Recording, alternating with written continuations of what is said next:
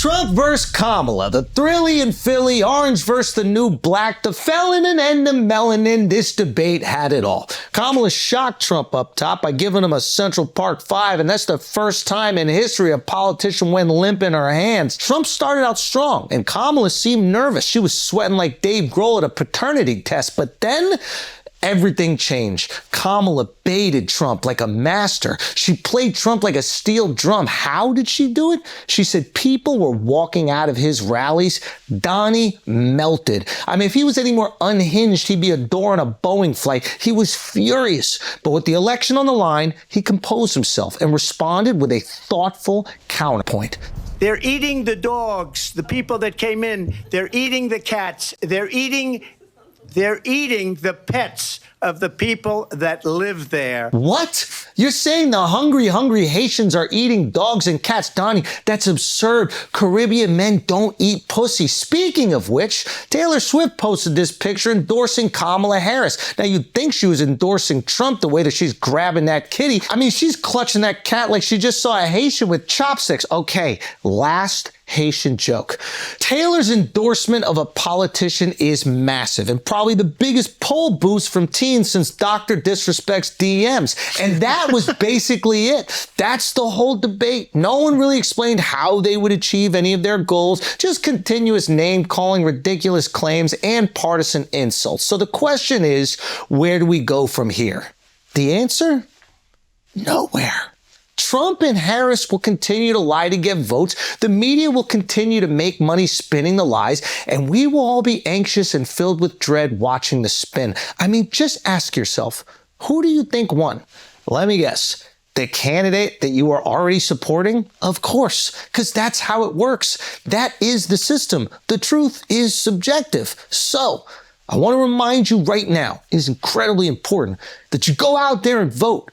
Because remember, this election is the most important election of our lifetime. Until the next one. Okay, boys.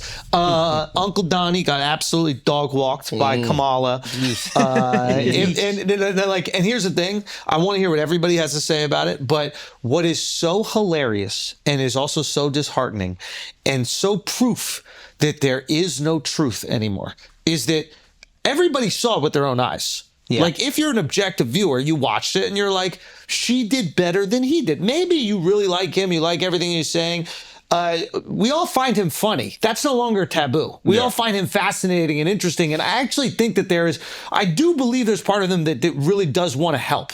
I genuinely do believe that. I know you don't have to, but I genuinely do believe it. I think there's part of him that genuinely does want to help.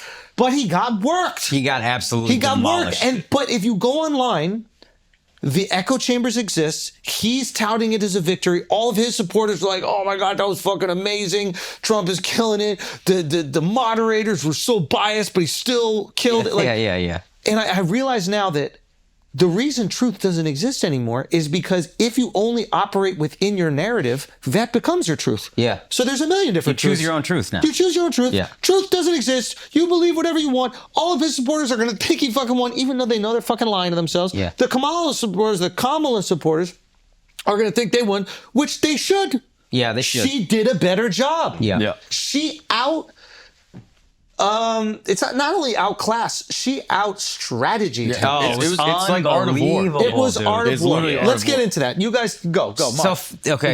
Go. I mean, literally, the biggest point is the fact that she was able to bait him so easily. Yes. Yeah. The first 20 minutes, I'm watching and I'm like, Trump is cooking. This Trump is fire. Polished. Strong, polished, not emotionally volatile or reactive. Oh, fire. I'm watching. She is nervous. Yeah. She got the hands going. Once her hands come up, she don't know the next word she's going to say. I've been there. Yeah, we've all been there. Right? So she's looking a little bit flustered. She started a little nervous. And it was like, this is the big stage. This is your moment. Yeah. You win this, the election is probably yours. She's got everything to lose because she's coming in. At least the perception is she's on top, but we don't know what the fuck truth is anyway. I hit him with the handshake, which I thought was smart. That was alpha shit. Alpha dog shit. Yeah. She went to his side. Yup. I'm invading your territory like you're in Ukraine. Yeah. And I like his And name. Kamala, like, say my name right. Yeah, she pronounced the fuck out of And he it. goes, yeah, have fun. Yeah, that was let's kinda have some fun. Yeah. And she goes, operate in good faith or something like that. Some gay shit. I thought that was pussy. But, okay. he's cooking. Okay, then what happens? I want to make sure we all think it's the exact same moment. 1000%. Go to his rallies.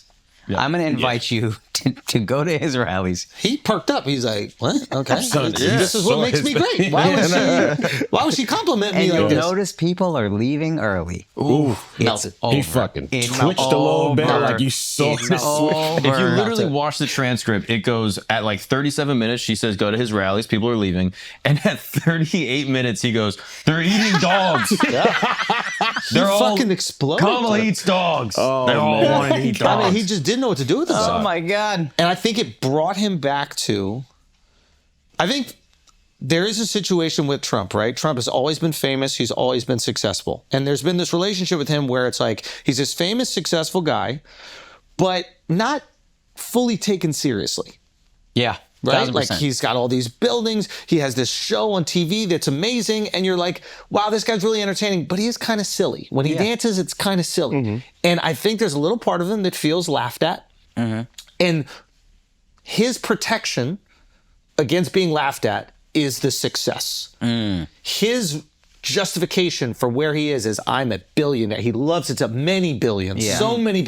He's like, look at the numbers. You can say whatever you want about me, call me goofy, say I'm orange, say my hair is whatever, but the numbers prove I'm a billionaire, I'm successful, and the people love me. Look at the numbers from my show. Look at the numbers from my rallies. The only way to sell books is with my name. And when she said, people are walking out of your rallies, even if it's not true, Boom.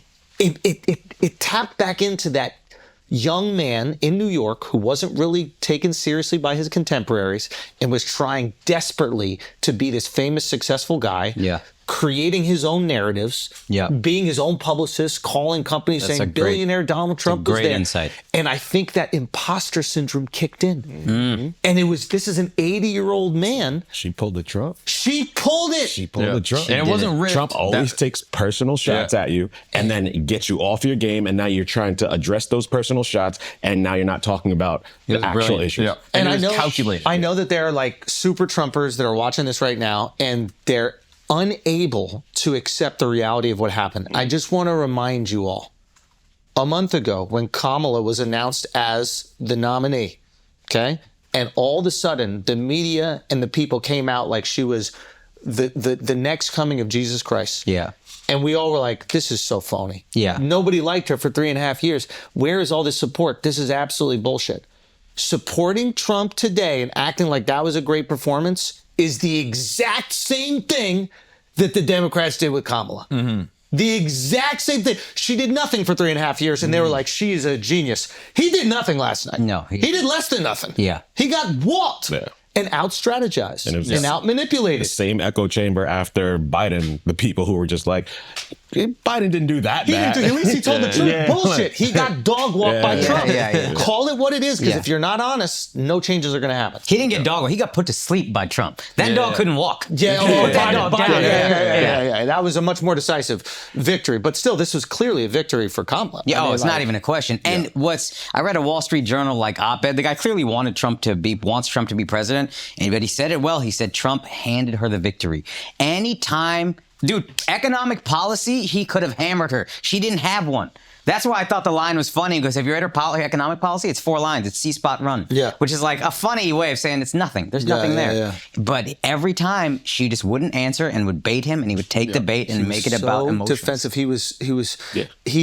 And I think throughout his life, throughout his career, he's had to defend his brand. Defend who he is, because I think there maybe is a little imposter syndrome. We all have fucking imposter syndrome. It's crazy when you look at people who are billionaires and they have it. It's crazy when you look at like superstars that have it. You're like, how could you not believe in yourself? Everybody's got a little bit. That's part of what got them there. Of course, it's that drive, that insatiable lust for success. I'm not good enough yet. Now I'll be good enough. Now I'll be good enough. And what was amazing is, and we've never seen this, he was on defense the entire rest of the debate. And he didn't have to be. He could have just been like, hey, why aren't you doing all the policy stuff you're talking about right now? There it is. Like, do you support all of Biden's stuff? Like, why did you support Biden for 4 years when he was completely, He said it at the very end, but at that point, it's over. Too late. It's too late. Like, she threw him off his Emotionally game plan. reactive. That was his game plan. It was supposed to be that whole time of just tying her to Biden. This is more And Biden. Once you got that audience crowd comment, he was off his game plan. Yeah. And what she did was so masterfully. She points out that all the other leaders love him because he's so easily to be manipulated. And then she Then just you show it happen. She showed That's it a good point. I need that to, was Wait a minute, crazy. break that one down. I need So to understand. she basically said other leaders love Donald Trump because he's so easily manipulated. You can get this guy to do anything you want to. And as she's saying that, she's proving it by goading him into any argument she wants, setting the debate on her terms. You're watching it happen in real time, whatever she's accusing him of. And she lied out the gate with that Project 2025 shit.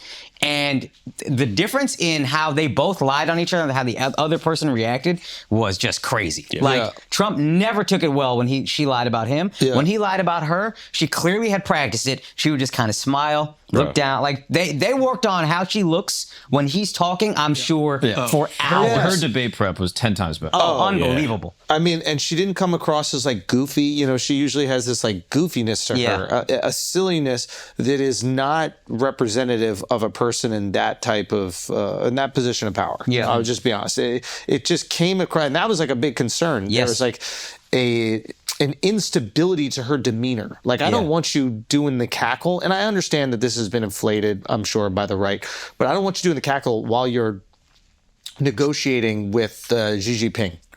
You know what I mean? Like, I want you to show strength, and I saw a lot of strength. Yeah. Yes. And one thing that is kind of some gender shit is she's going to always have to worry about getting emotional.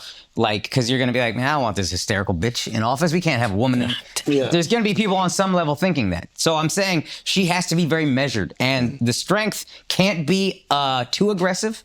Like, everything has to be, like, measured. And I thought she really did that well. This is how you know that it was a decisive victory. And I have no proof to back this up at all. But But you know it. but I know it in my heart. Yeah. I think Taylor Swift is liberal. Yeah. She immediately posts her support for Kamala. Right? I don't know at what point in time in the debate, maybe it was right after the debate, but she posted it that night.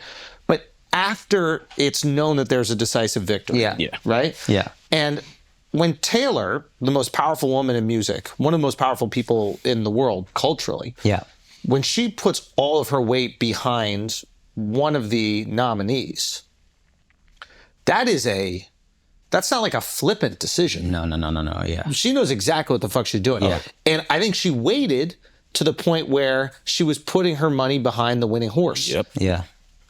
If this debate goes better for Trump, I think she stays silent. She stays quiet. Absolutely. I don't think she mentioned a single word. Absolutely. She's not here to do recovery work for Kamala. Yeah. She's here to jump on at the end of the war when you're about to win and then take the credit. Yeah. Because it can hurt her fan base too. Please believe if you got every woman in the world, there's going to be some conservatives in that fan base. Yeah. 1,000%. So she knows she's going to take a hit. So she has to do it at the point where it's so decisive that even the Trump women that come to her shows are like, yeah, he did kind of get cooked right there. Like, he doesn't look that good. She looks strong. Beyonce can be an out front liberal because most of her fans are black women, and black women tend to be liberal. So me being out front liberal just feeds them what they want. Taylor She is got to middle masquerade America. a little bit. She got to be a little more neutral. Yeah. Taylor, I got this whole cross section of middle America. They have different beliefs, a lot of undecided people. I have to pick the moment or shut the fuck up. I got to be very strategic in how I do this. And she, again, she did it at the right time. How'd you guys feel about the fact checking of the moderators? I do think they were did think it was biased against Trump. I did. Yo, think so that. here's my thing. I don't know question. enough. I don't know enough. But was Trump just saying more outlandish shit? I was wondering that So, too. okay, They so were it's both like lying, but Trump's lies were so crazy. egregious that you that were like, they're wait, fact checking what? it. Yeah. Now, would Kamala lie with truths? Kind of. I forget exactly what it was. I need to look it up, but I think the fracking thing. So I'm pretty sure she said like, oh yeah, we're going to ban fracking in this one specific place. And then when Trump called her on, she's like, I never said that. I'm not doing it. And I'm pretty sure that was like just a blatant lie, but it's so subtle and nuanced. that the no thing. one's going to even look into it. So I think. I'm not everybody's positive. going, the ABC moderators were so biased and they were correcting Trump on everything. But if you say super egregious lies, they're very easy to push back against. If you say half-truth lies, like it looked like what way Kamala was politicians doing, always the lie. way politicians lie, where it has enough truth where it's like, well, technically some of those jobs came from this. It's like, all right, am I going to stop the debate to check her on something that could technically fit under the umbrella of truth, but she might be misleading in the way that she says it. Yeah. So I thought it was kind of unfair when you saw all the Trump supporters going, oh, it's so biased. Look at the moderators only correcting one side. I think you have to hold Trump a little bit more accountable. Yeah. Exactly. Be better with your lies, bro. Here's what a thought also crossed my mind. Viscerally, I felt like it was biased, but then one thought crossed my mind. Maybe they don't correct when one politician lies about the other politician. Like if Kamala says Trump supports Project 2025, it's not, moderator might be like, it's not my job. That's Trump's job. Oh, to he's be up like, there. No, I don't support Project. But if I'm going Trump to give you a goes- minute to respond. If Trump goes, people in the Midwest are eating cats. It's like, well, the Midwest can't speak for itself here. So That's a great point. Lie on the person in front of you. They can respond. I'm going to give them a minute. yeah, Kamala's Say what- lies mainly seem to be about Trump. And Trump's lies just like, again, That is The a good point. 9-month ban thing, or the 9-month the post-abortion. abortion. they're killing Also- babies after they're born. That's not an abortion. Also, by the that was way. another thing that he did. He was so like emotionally out of control that even when he had her on something, he would just keep spouting off and then they'd move on. Like with the abortion thing, he's like, did you say or do you support 7, 8, even in the 9th month? Yeah. He could have stopped right there and forced her to say yes. I wanted to know her answer. Yeah. I He really just kept actually wanted to spouting, know. And they're probably going to do it even afterwards, like that person in Virginia. And then the moderator goes, okay, and now next question. Yeah. Force her to answer the question. But Economic she was policy, how do ready we to lower rates and shit like that. Like, I none of did that see her really say came that's up. not true in that moment, but I would when he was asking, I was like, I want to hear her address this. But she was that's- ready to fight back because during that she was like, "Oh well, why don't you answer the question? Would you veto a federal abortion ban?" So it's like she was ready. Oh, no, to, she's ready. like, No, she had an answer, but Yeah. he didn't even let her give her Exactly, yeah. approved It's answer. with these debates, you got to let them sink their own ship sometimes. Yeah. And I think what Trump had done really effectively in debates in the past, especially when there's 9 people on stage and you have the audience, because the audience does play a part. Oh, yeah. I was watching it at the Comedy Cellar, right? Upstairs, there's a bunch of people watching. And when he would do his little quips, it would get laughs. That is rattling to an opponent. Yeah. Right? So if Kamala is hearing 1,000 people in an auditorium laughing at what he's saying, all of a sudden Trump is starting to get more energy. Yeah. He's starting to feel He's more crushing. And also, you know what? He's not going to be as emotionally volatile because he feels the confidence. Fulfilled, yeah. That imposter syndrome is going away. The worst thing that I think the worst thing for Trump in this debate was not having an audience because he constantly needs the feedback to let him know. And I get this as a comedian. Hey, you're funny. You're good. People like you. When he's just spouting off, he's seeking it, but it's not And there. any comic will tell you the first laugh frees you up so much. Yeah. You want to get that first laugh as quickly as possible. I remember him always saying that he figured out comedy very quickly. He was like, that first laugh, you need that quickly. Because then you just go, We're having fun. Life tour update. San Antonio, we had his second show. Las Vegas, same weekend as USC Sphere. Come out there for both. Then we got Cleveland, Columbus, Minneapolis, Milwaukee, Denver. We added a third show. Cincinnati, we added a second show. Rama, Ontario, Salt Lake City, we added a second show. Reno, Nevada, we added a second show. San Jose, we had a second show. Portland, and then finally closing it out in Honolulu, Hawaii.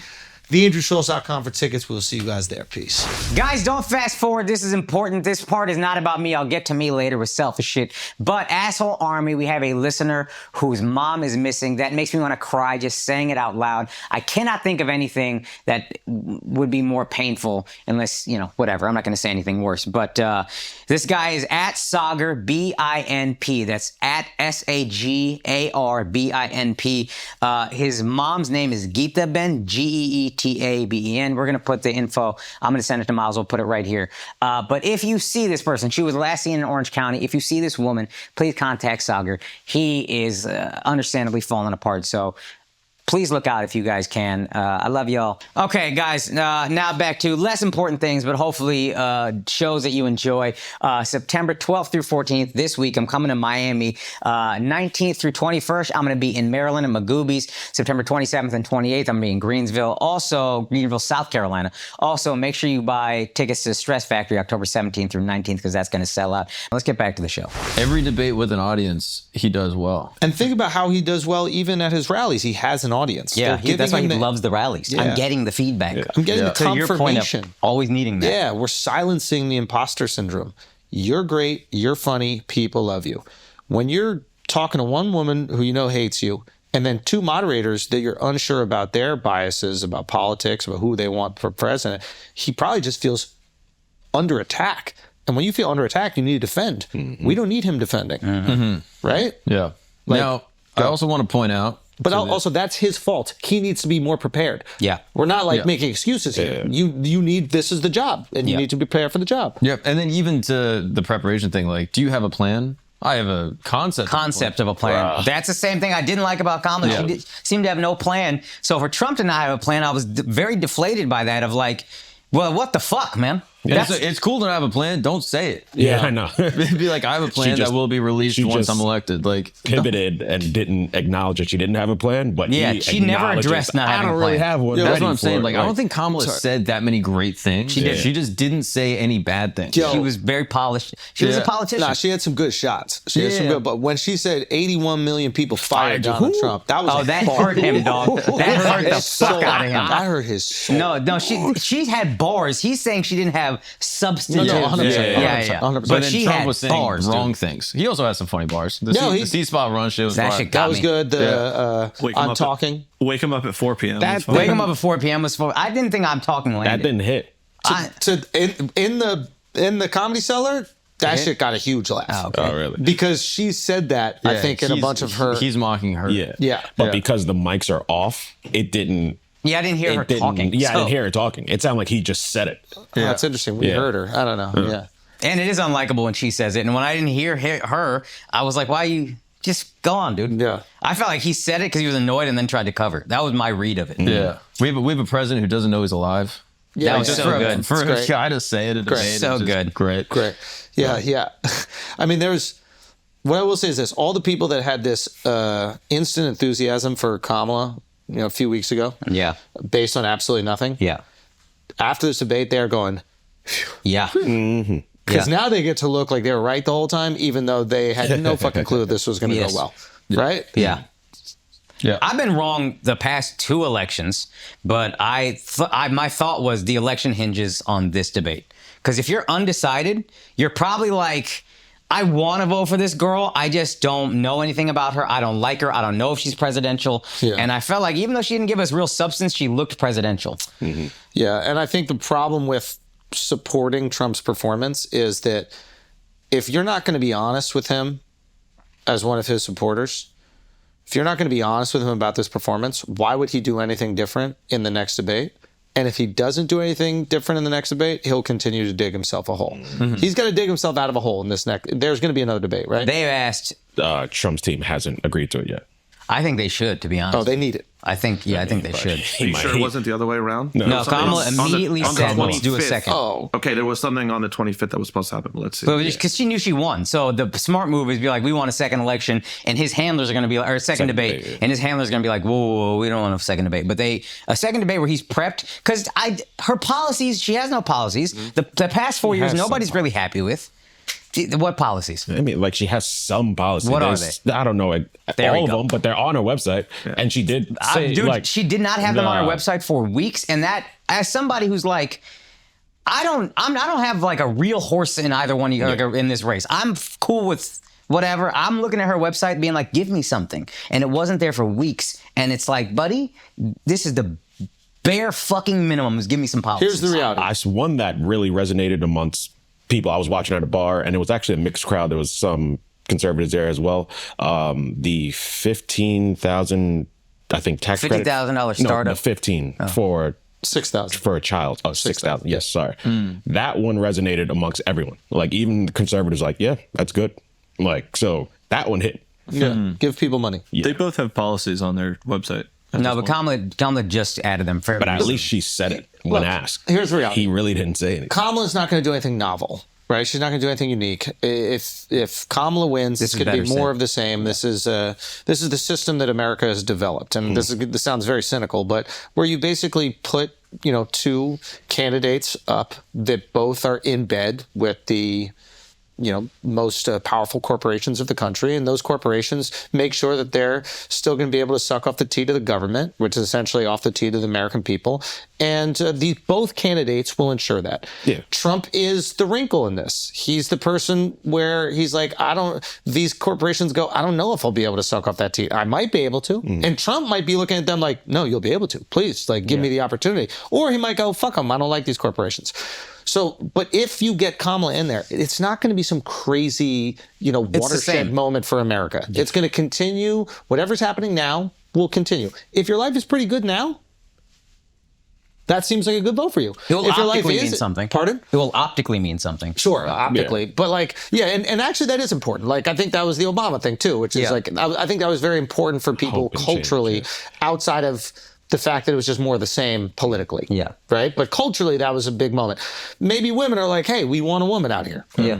I don't know. I think it's only the media that makes it seem like, if one side wins, it's going to be the end of this country. Yeah, both. I think all people understand, things aren't going to change that much. Well, Trump also said that.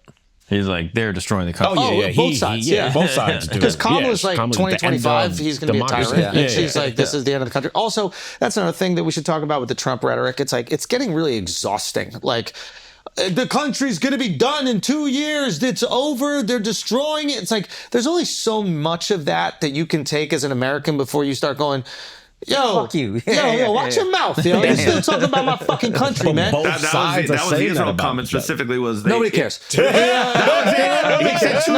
Nobody cares. Don't distract. The what's it called? No, he's saying America is done. America's over. This country's going to shit. And it's just like, it's like when people were talking shit about New York. Remember during the pandemic, it's like, there's robberies everywhere. I was like, there's a migrant crisis. I was like, okay. And then after a few weeks of that, I was like, mind your fucking business, yo. Don't you worry about your fucking city. What's up with your fucking city? Yeah. You got migrants in your fucking city. Handle them. Yeah, why you here then? Yeah, exactly. Go home. You know what I'm saying? People talking shit about New York. You're not even living here. Why do you care? Yeah. Why does this bother you? So it's like Trump needs a new thing. It can't be this disaster talk where every single day America's going to fall apart. It's going to be like, bro, we heard it. We're here. What's funny is that's what the Democrats tried to do to him in 2016 and failed. Yeah. We know that's a losing strategy. Instead of inspiring people to vote for you, being like, you can't vote for that person. Yeah. Bro, that don't work. But I think it won in 2020, though. Well, I think we were in a pandemic and just being like, look at what the fuck is going on. This guy caused it. Oh, okay. You see what I'm saying? Yeah. We want hope. We want positivity. You don't need to tell us the country sucks and the migrants are coming and destroying everything. Just tell us how you're going to fix it. Tell us how you're going to make it great again. Yeah. That was a good strategy. Tell us why it's going to be so great. Tell us why the economy is going to be. I know he mentions it, but we don't need all the disaster talk. Okay? You could go out here and go, listen, I don't care how bad these people have made the country. Because I know once we get in here, we're bringing it back. And we're bringing it back better than ever. Give me positivity. Give me hope. Yeah.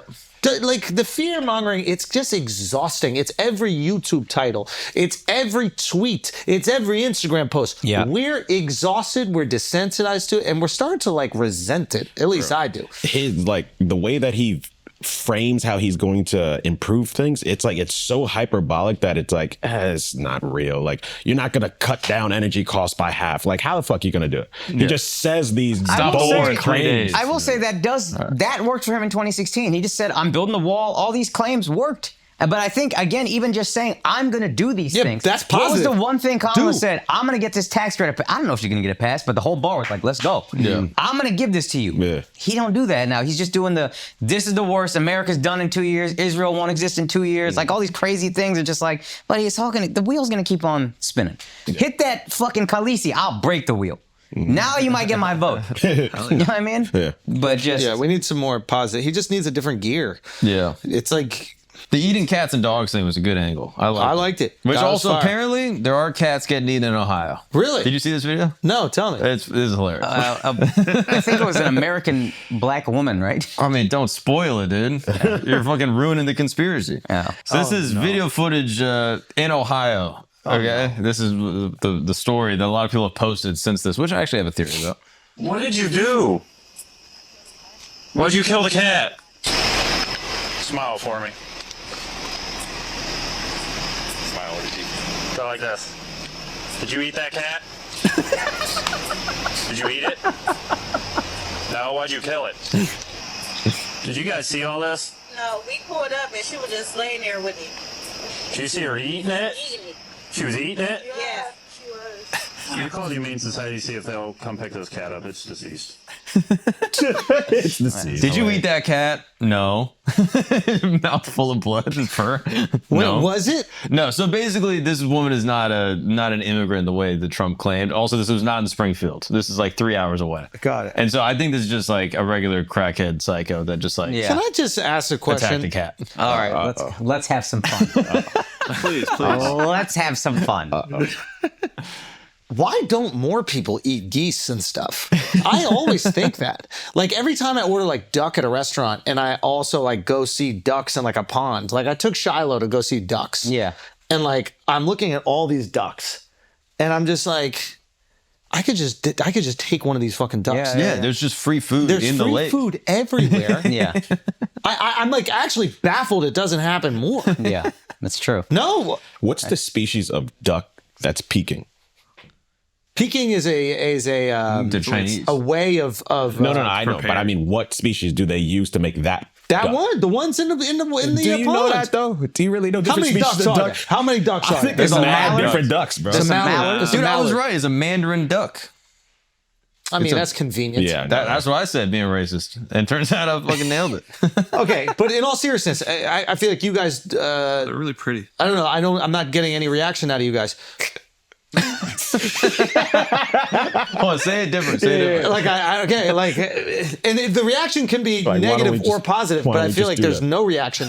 What I'm asking is, we buy food at the supermarket or restaurants. We buy duck, right? Yeah. We buy it, Yeah. right? And there's ducks at the pond, right? But we don't just take those. Let me ask you like this. Can When I he just said ask I'm you not like this? getting any reaction out of you guys, I thought he meant like we weren't bringing it on the political angle, like he was criticizing. And I was like, what's happening? The And then duck he's thing. like, Mike, insane theory. Yeah. You're not responding. Yeah, I Is know. that well insane? enough. I guess I didn't. Ducks aren't I thought it FDA, wasn't bro. insane enough. No, it makes sense to be honest with you, but I also don't know if you can just be in the park killing. Let me phrase it like this. Let me Okay. phrase it like this, right? You live in like nature, right? Yeah. And there's an apple tree right there. Yeah. Right? There's also apples at the grocery store. Yeah. Now, knowing me, I would go to the apple tree and I would pluck an apple out of the apple tree and then I would make my apple with honey or whatever None I of want that to is do. true. You I wouldn't know do any none of of that. You wouldn't do any of that. You would have Uber Eats get you the apple If from I'm being honest with you, You'd be like, hey, Tony, like, give me an "Oh, apple. it's too much I'll work." be totally honest with you. We got 2 apple trees on the property in the Hamptons. I haven't eaten one of them apples the whole summer. But You should. They're delicious. But I have eaten the tomatoes from the garden. But you used apples. You ain't eat the fucking apples. Yeah, that's true. It's probably a And you bad didn't choice. pick any of them. That was a bad choice. Someone got it for you. That was it. No, we picked them. We picked them. My wife picked them. Oh, yeah, the I'll make my migrant worker wife get 'em go for you? pick them. So you Yo, didn't go pick pick me some tomatoes. That's fine. So that's the same as sending her to the supermarket, pretty much. Okay. My point is, I think it's because they're in parks and you can't just be in parks killing these animals. They're probably protected species. If we're okay, being so honest. that's what they're a protected Yeah, like species. Central Park Or isn't like an actual invasive. forest. I feel like it's an invasive species. Well, the shit is invasive. No, they're protected. Yeah, Just look it the up. Migratory Bird Treaty Act. G's up, dude. Basically, Okay. federal law that protects birds and their habitats. And, So we all found this out right now. This is None my- of us. this What is I'm my saying is, Mandarin duck. I mean, we there's no knew- ducks walking around Chinatown. So I mean, there's they nothing not- walking around. exactly, There's nothing. nothing walking around Chinatown. Nothing. Yeah. There's Let me no tell you stray, something. there's no pigeons. Let me tell you There's something. no No stray rats. dogs. Can I Rat just- free? Can I just say this? He's about to Can start I talking just about say this? invasive species. The Chinese are hearing all this stuff about the Haitians, and they are straight They say, do not say a word. Let them get this smoke. Let them focus on them voodoo motherfuckers, because if they even look over here, it's a problem. It's a problem. It is a problem. Yeah, I don't think that Peking duck is a species of duck. I think that shit is a cat, to be honest with you. Yo, it could be a cat. It could be a cat. Yeah. There's a lot of things it could be. My point is that I do find it peculiar that we are judging these people, right, Yeah. for just taking the food in the pond. Like, why is some food allowed to just be in the pond and then other food not? That's a good point. There's a whole subculture of people eating roadkill. You ever heard of this? Yeah. Like Mark, that's fucking disgusting. wait, what? That's a dead animal. It's a carcass on the side of the road run over by a Jeep Wrangler. No, it's basically like there's people, you call them, you're like, hey, I just saw a deer. It just got hit 2 minutes ago. He'll pull up in 3 minutes, pick up the deer while it's still breathing, cut the neck, Process take it it. home. Okay, I that's like that. that's a different Was he on the situation. phone with RFK? Exactly. Like, I'll be right there. I'm just saying, this guy right here, right? He has a satchel. You know, he looks going like to work. He's I going know, to the work. Geek Our Squad. neighbor from Miami. Yes. What were those big birds that were walking around? Let me tell you something. How do we know he's not trying to save the bird? Can I tell you something now? I'll tell you for a fact. how Bird I was know. injured. Can I tell you how I know? Because know. when we lived in Miami, we lived in a neighborhood Yeah. where people were eating all the animals They in the ate the fucking birds. neighborhood. There's no question. We went to a cookout There and was they served us meat. It's not even a. There's not even a question in my mind, because you would hear the birds going, and it would happen regularly. Yeah. People were eating, but I didn't judge them. That's how you knew it was No, time to wake show up. you. It's food. That was our rooster. Is you it would food? hear the No, duck it's absolutely die. food, but they're not protected in Miami, probably like they're protected. But here, can I just say one thing? Definitely. We never knew about the protection. Yeah. We never knew about protection. Okay. I don't know about animal protection. I just knew you don't eat the ducks. Mm-hmm. But nobody told me there was an Animal Protection Act or a Duck Flying Act or whatever the hell these things are. I didn't know. I just knew if you let me see animals, I'm probably not supposed to eat them. I knew that. Yeah. Right? That's just something Yeah. I innately knew. I think it is possible that there are certain species of human being that do not have that primal instinct. Yeah. They have a primal instinct where if you see food, finders food. keepers. Yeah. That, I think, is the real primal instinct. Yeah. Yeah, you don't have the primal instinct. Yeah, I have this like Human instinct. it's been like my primal instincts have been neutered. Yeah. I've been cucked by Yes. the government. Yes, truly. They dangle food out Yeah. in front of us. They go, oh, look at inflation. Inflation is 100%, but you can't have There's that a perfectly duck. good dog right there in the Perfectly street. good dog. There's Yeah. a whole park of dogs. I could go to a dog park with a fork if I wanted to. But no, the government keeps you dumb. They But put the fluoride in your government- water, and now you not don't the even know you dogs, can eat the no. dog. I don't even know I can eat it. So this is something that we need to discuss. And I think there should be a little less judgment. You know how like when the Muslim immigrants in Europe come and you got to teach them not to women. You got to teach them. You got to take them to school and be like, hey, you can't rape women, please. And they're like, but look, you can see their forearm, right? And then, yeah, but you can't do it. And they're okay. But I want to. But I want to. But you can't. You're not allowed. These are pure German women. What do I do instead? You got to get a job. You can stack the meat and then shave it or whatever you guys do. You got to do something, but you can't. The women here. Can I trick kids with ice cream and make them think they're eating it? We love that game. Okay, I'll do that. We love that. That is a really fun game. The cone inside the cone, and then you switch it. I mean, obviously, we're mixing Middle Eastern countries. You know, I don't think the Turkish have that problem, but still, we like that game. That's good for you. But the women, what is that? What is that? Good. No. We got to try it again. Women is Not The thing to do. good. No. Jesus. No. Sorry. No. Sorry. Bad. Sorry. Okay, my bad. Bad. Okay. It's gonna take a few lessons. You gotta, yeah. 9 means 9.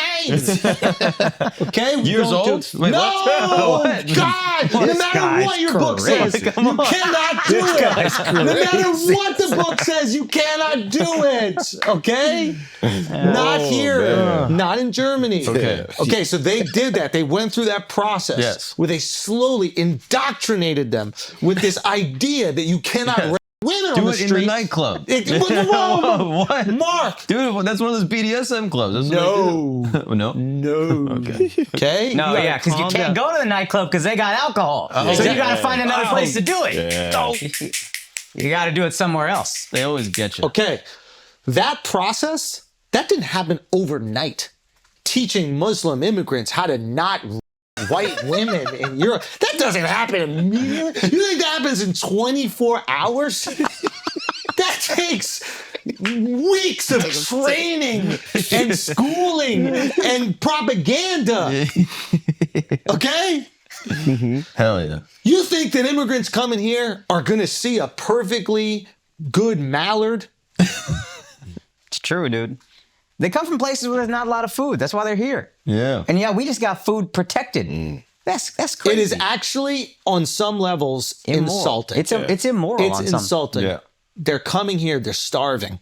They've got their bags, The streets paved with golden food, bro. That's the gold they're talking about. but they're like, don't touch. Yeah. That's crazy. Grass. We're not going to grow anything on it. Animals you Crazy. can't eat. Crazy. I'm insulted. Really makes you understand how the Muslims are feeling. That makes sense to me. I'm missing it. Talk There's to me. food out in the streets and I can't eat. Got it. Okay, I got can't it. eat. Now I get it. I get it. Okay. So that's all I'm saying. So we here. gotta teach. We gotta teach everybody. Exactly. That's on us. There needs to be a government program. That is on us. Yo, our bad. Our bad. Yeah. We should have been more forthcoming with that information. If we're going to invite cultures here, we have to understand what's normal where they're from. Okay?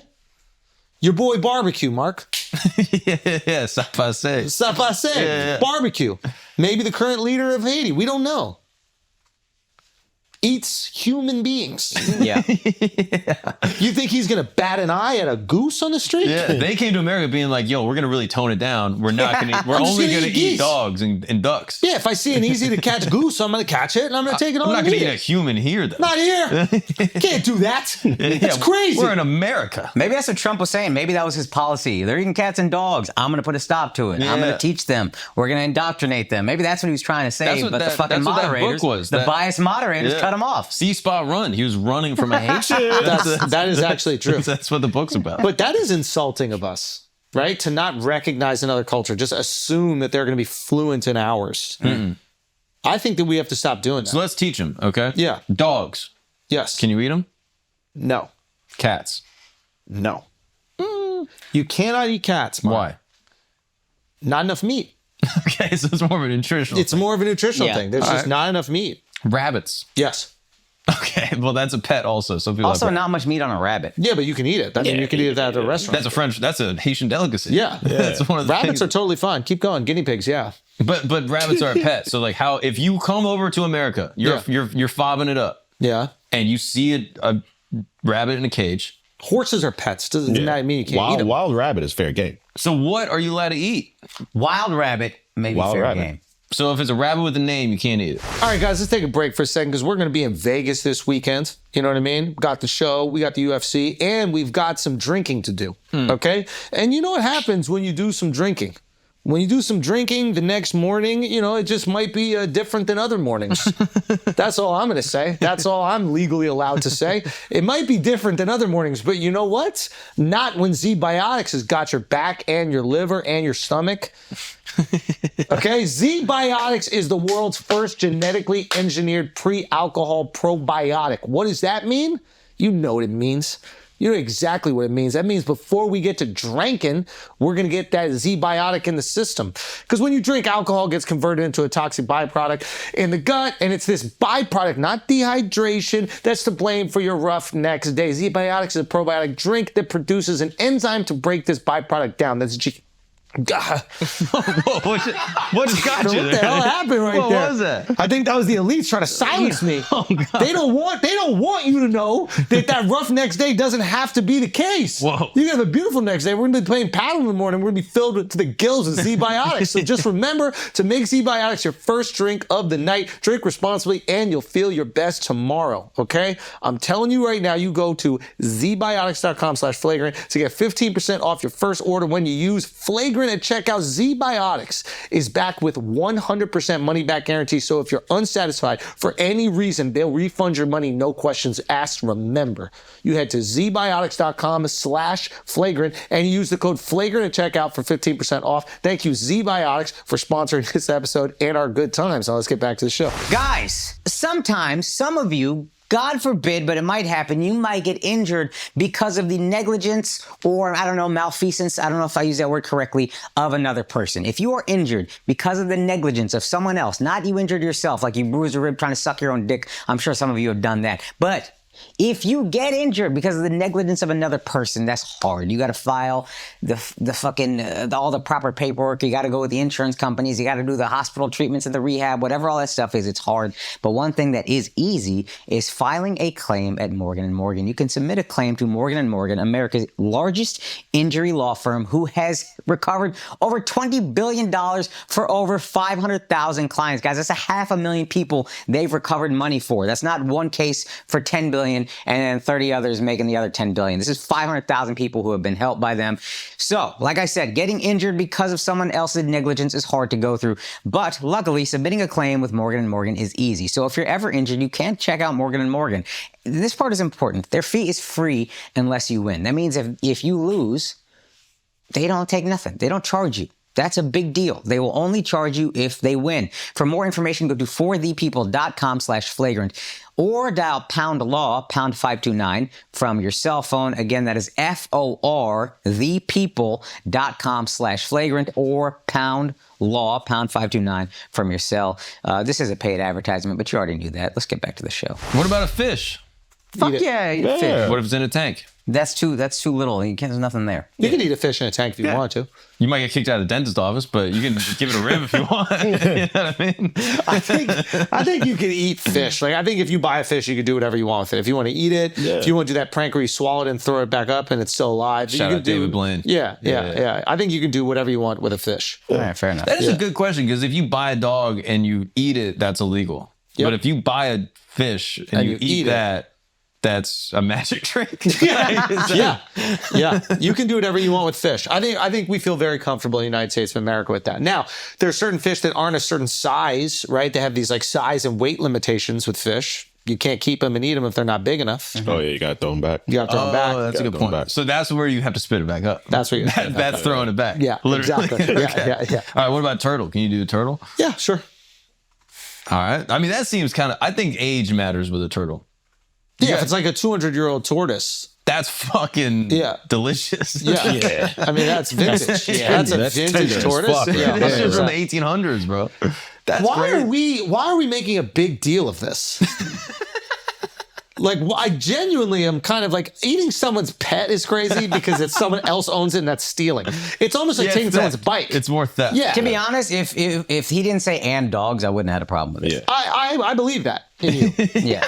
I believe that in you. Yeah. I do believe that. They're eating cats. Good riddance. But it's other people's That's the iguanas pets. of New York City. Yeah. Yeah. There's just another Haitian person who was like, yo, I was going to eat that. And then they stole my cat. So I'm pissed off. That is one of That's- those tricky situations. that's theft. Where it's like the mafia can't call the police to help. Yeah. You know, they want to, but it's like you're also doing something illegal. Yeah. Yeah. So, Okay. that's theft. You can't steal someone else's food or. Yeah, you just stole someone else's shit. That's where it's fucked up. But I believe eating a duck that you find in a pond, I'm okay with that. Now, I understand it's wrong and it's not proper etiquette, but I don't think it should be that much judgment. I think that people feel it adds to like the aesthetic of the park. That's what you're fucking. but you just at. need to tell them that once. Can I be honest with you? Yeah. Squirrels fuck up the aesthetic of a park. I like a squirrel. I like a squirrel. It's kind of cute. But also, Man, what's one the duck or eating two. in New York? Yeah. Well, we got to cull the population a little bit. I think it's too many. I like the squirrels. We like squirrels. I think the hawk's been taking them Woodland out. creatures are so sweet.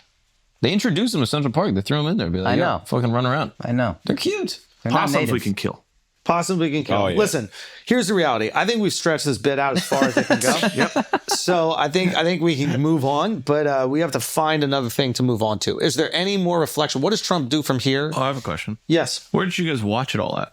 I think that's a very interesting thing. I watched it This at my was house like almost alone. a Super Bowl thing. I was at a watch party at a bar. Isn't that crazy? Yeah. It felt like Hillary Trump. Like it's big. Like people were excited. Bro, how pathetic are other countries, man? Where like, do they even have this? Do they even have debates? Like no one even fucking knows shit about other countries. Yeah. Like other countries are watching our presidential debate. Yeah. Yeah. You guys suck. I was in Europe and every cab or person I talked to was like, So who do you think's going to win? Like Yeah. it was. It's fire. We got you locked and loaded. Put some respect on for that. We should start doing that. You meet a Ukrainian and be like, so, who you got? Who do you think's going to win? Yeah. Yeah, we got to start checking these motherfuckers. Oh, we know your shit. Just ask who you think's going to win to any country. Yeah, who do you think's going to win your election? The problem is we don't even know what they have. We don't have prime minister, president, tyrant, dictator. We have no clue what's going on. And they act like that's our fault. No, you're not popping enough. Thank you. I don't got to know the underground artists. You know what I mean? I'm not doing this. Bro. And it's not like it matters. We gonna pick them anyway. It's not like it matters. We're gonna pick them anyway. Yeah, exactly. So like, but this idea that like we're dumb because we don't know about their shit is just so arrogant. It's arrogant. Yeah. It's really arrogant. You know what I mean? Like some people hit me up. They're like, "Yo, I can't see the thicket. It's not in theaters where I live."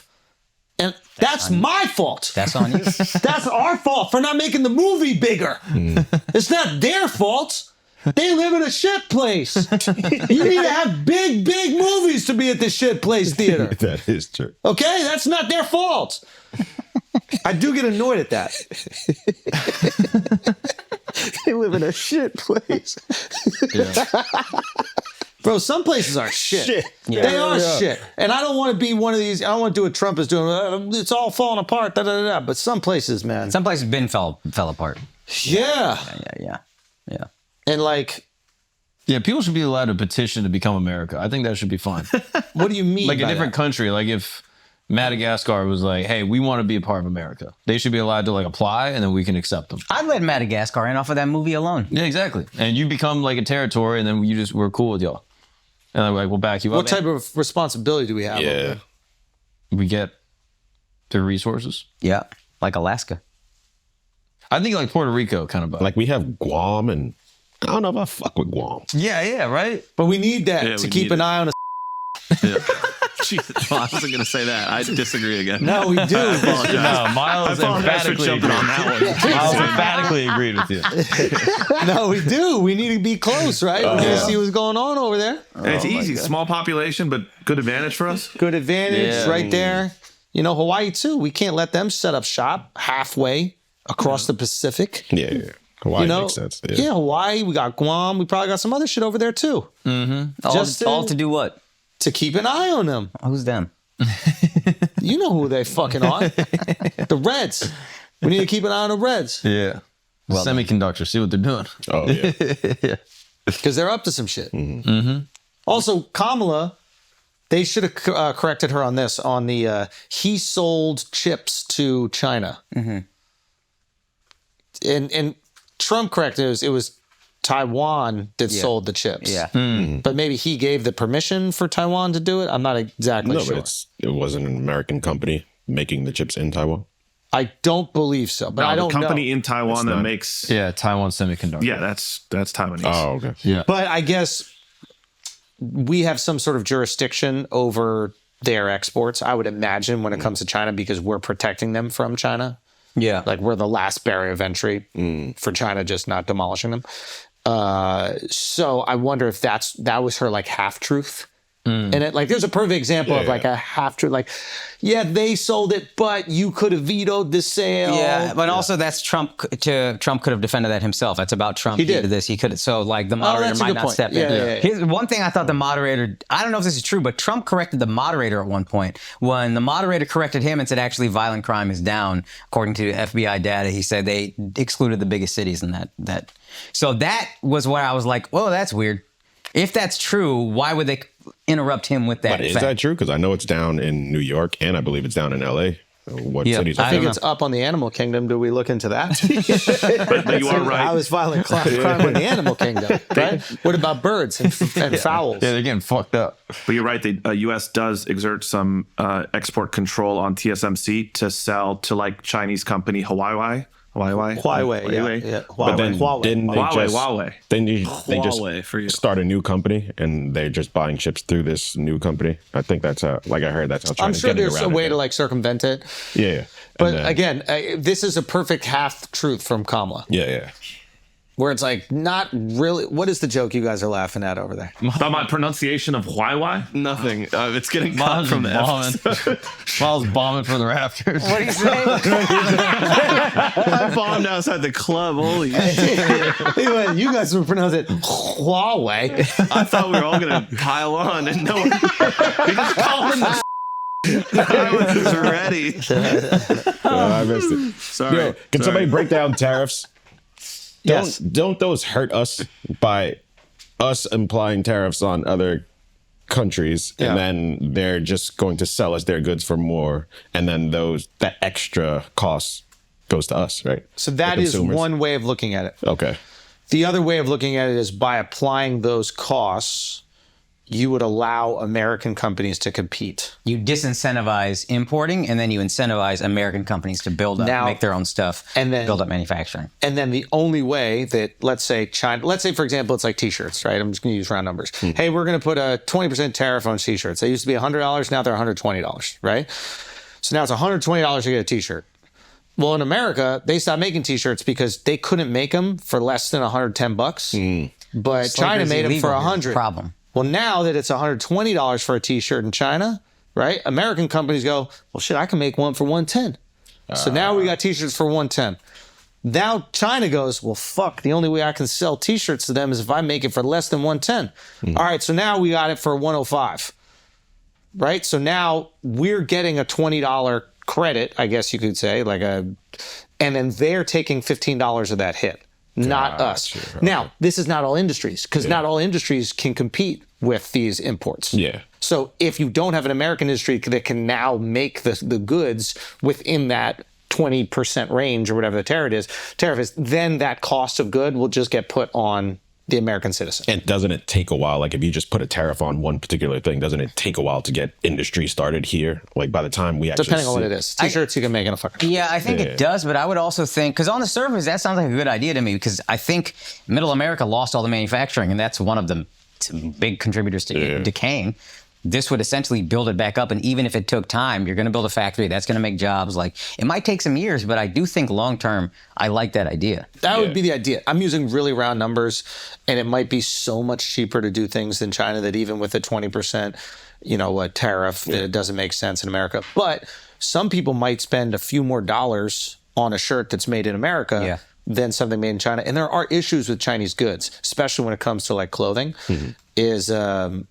since they're made in like such bulk and the communication is quite difficult, there's a lot of times there's like mistakes, right? Okay. And that isn't an issue in America. You're talking to someone who fucking speaks English, knows what you're trying to do. You can go to the factory and be like, yeah, that's the one I want. You're not flying to China every time you have a new order. So even though it's a little more expensive, you won't have as many mistakes that you ultimately have to pay for. So the cost might be even. So that would be the argument for tariffs. I'm sure there's a perfectly good argument against it that would convince us all as well. But I've seen people present it on Twitter as very cut and dry, like you charge more money for them, they just add to the cost of good, and it's more expensive for the American people. I don't believe it's that cut and dry. Gotcha. And it might not be as cut and dry as what we're saying, like he said, but to me, in theory, that makes great sense. We should bring manufacturing back to America. But as is, we can't compete with sweatshops. But guys, okay, listen, can we just hold on for a second? There's all this discussion about the election, and listen, at the end of the day, we are Americans. Actually, it's not just Americans. This is a global phenomenon. Do we care about the election? Sure. But the other thing that we're thinking is how can we make money on it? Yes. Right? How 'Cause can that's- we be the aristocrats? Yeah, the aristocrats make money on the election. Yeah. Right? The military-industrial complex, wow, you're in a different seat, makes money on the election. Wait, oh gosh, Alex. Yo, come what back. happened to Akash and Alex? Oh, they're probably collecting their bags of money. That's what they're doing. They found a way to make money on it. What I'm pissing trying me to off. say is the most American thing and the most international thing is probably to find a way to profit off of elections. Now, how can we do that? The everyday man, the regular folk. There's no way for us to do it. Mark, I'm going to make you eat your words. No, don't. I'm going to fucking make you eat those goddamn words. Okay?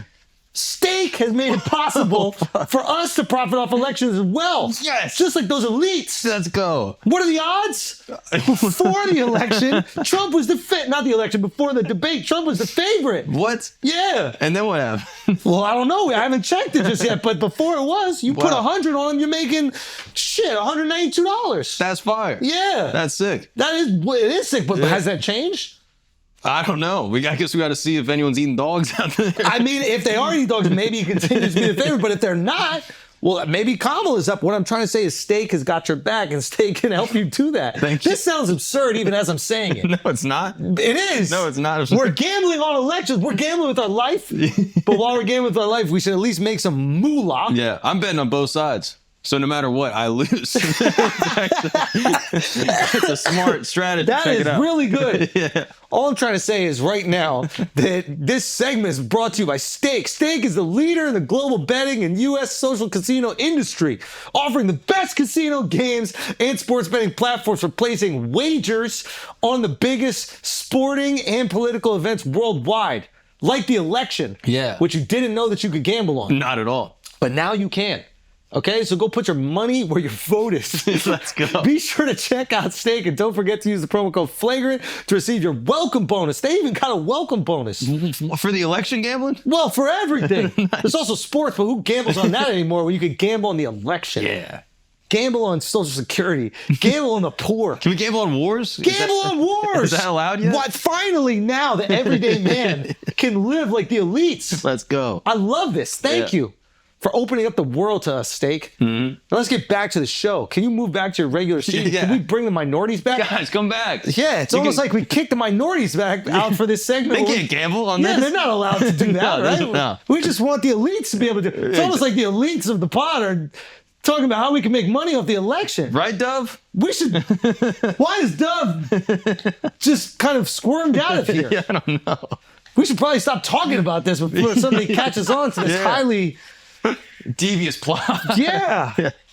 Oh, we're gonna be so rich. Did you see Kamala kind of blame China for hiding COVID? Yo. Oh, yeah. I need my apologies. I literally watched that. I'm canceled or whatever that fucking term is. Stupid term. People are saying I'm a racist. People have called me racist. Yeah, and you've been trying to educate immigrants for years. You've been trying to educate. You've been trying to educate these for years. That's what I do. I bet during that time you were the Leo DiCaprio meme where you were just like pointing at the screen. He's like, that's me. I mean, it was crazy to see her just be like, yo, they lied about it. That's what we said in the Netflix special. And there's fucking article after article about, remember I didn't get to perform in that Toronto venue that we originally booked? Yeah, Massey Hall. It was Massey Hall because of exactly what the presidential nominee said on stage. Yeah, this is what she said. When we know that Xi was responsible for... That's not what she said. You mean to tell me this guy's racist? Yeah. How dare you? You guys are crazy. Yeah, how dare you? you? guys are insane. Yeah. What fucking insane people you are. Fucking shifty. Okay, start that sentence over, Mark. For not... when we know that we don't need a. I know, right? No, we get what she said. They did it. They fucking did it, bro. The dumplings did it, and they need to be punished. Wow. I agree. Okay, through an education system. Oh, wait a minute. Biggest news of the night. What's the biggest news of the night? Y'all mother. She threw her support behind Kamala. Didn't we talk about this? Yeah. We did? Yeah. Oh, Where the fuck have you been? Dude, that was a No, I long like how you teed that up. That shit was fire, right. That Get was us in fire. the Yo, you know what? But it was a long conversation. Miles, cut that before. Al, it was no, like no. a 4-minute conversation, and you participated. Yo, you in it. participated. That's what's crazy. That was before the pod. No. It was before the pod. No, you were in that combo. Yeah, you participated. When was the last time you nutted, yo?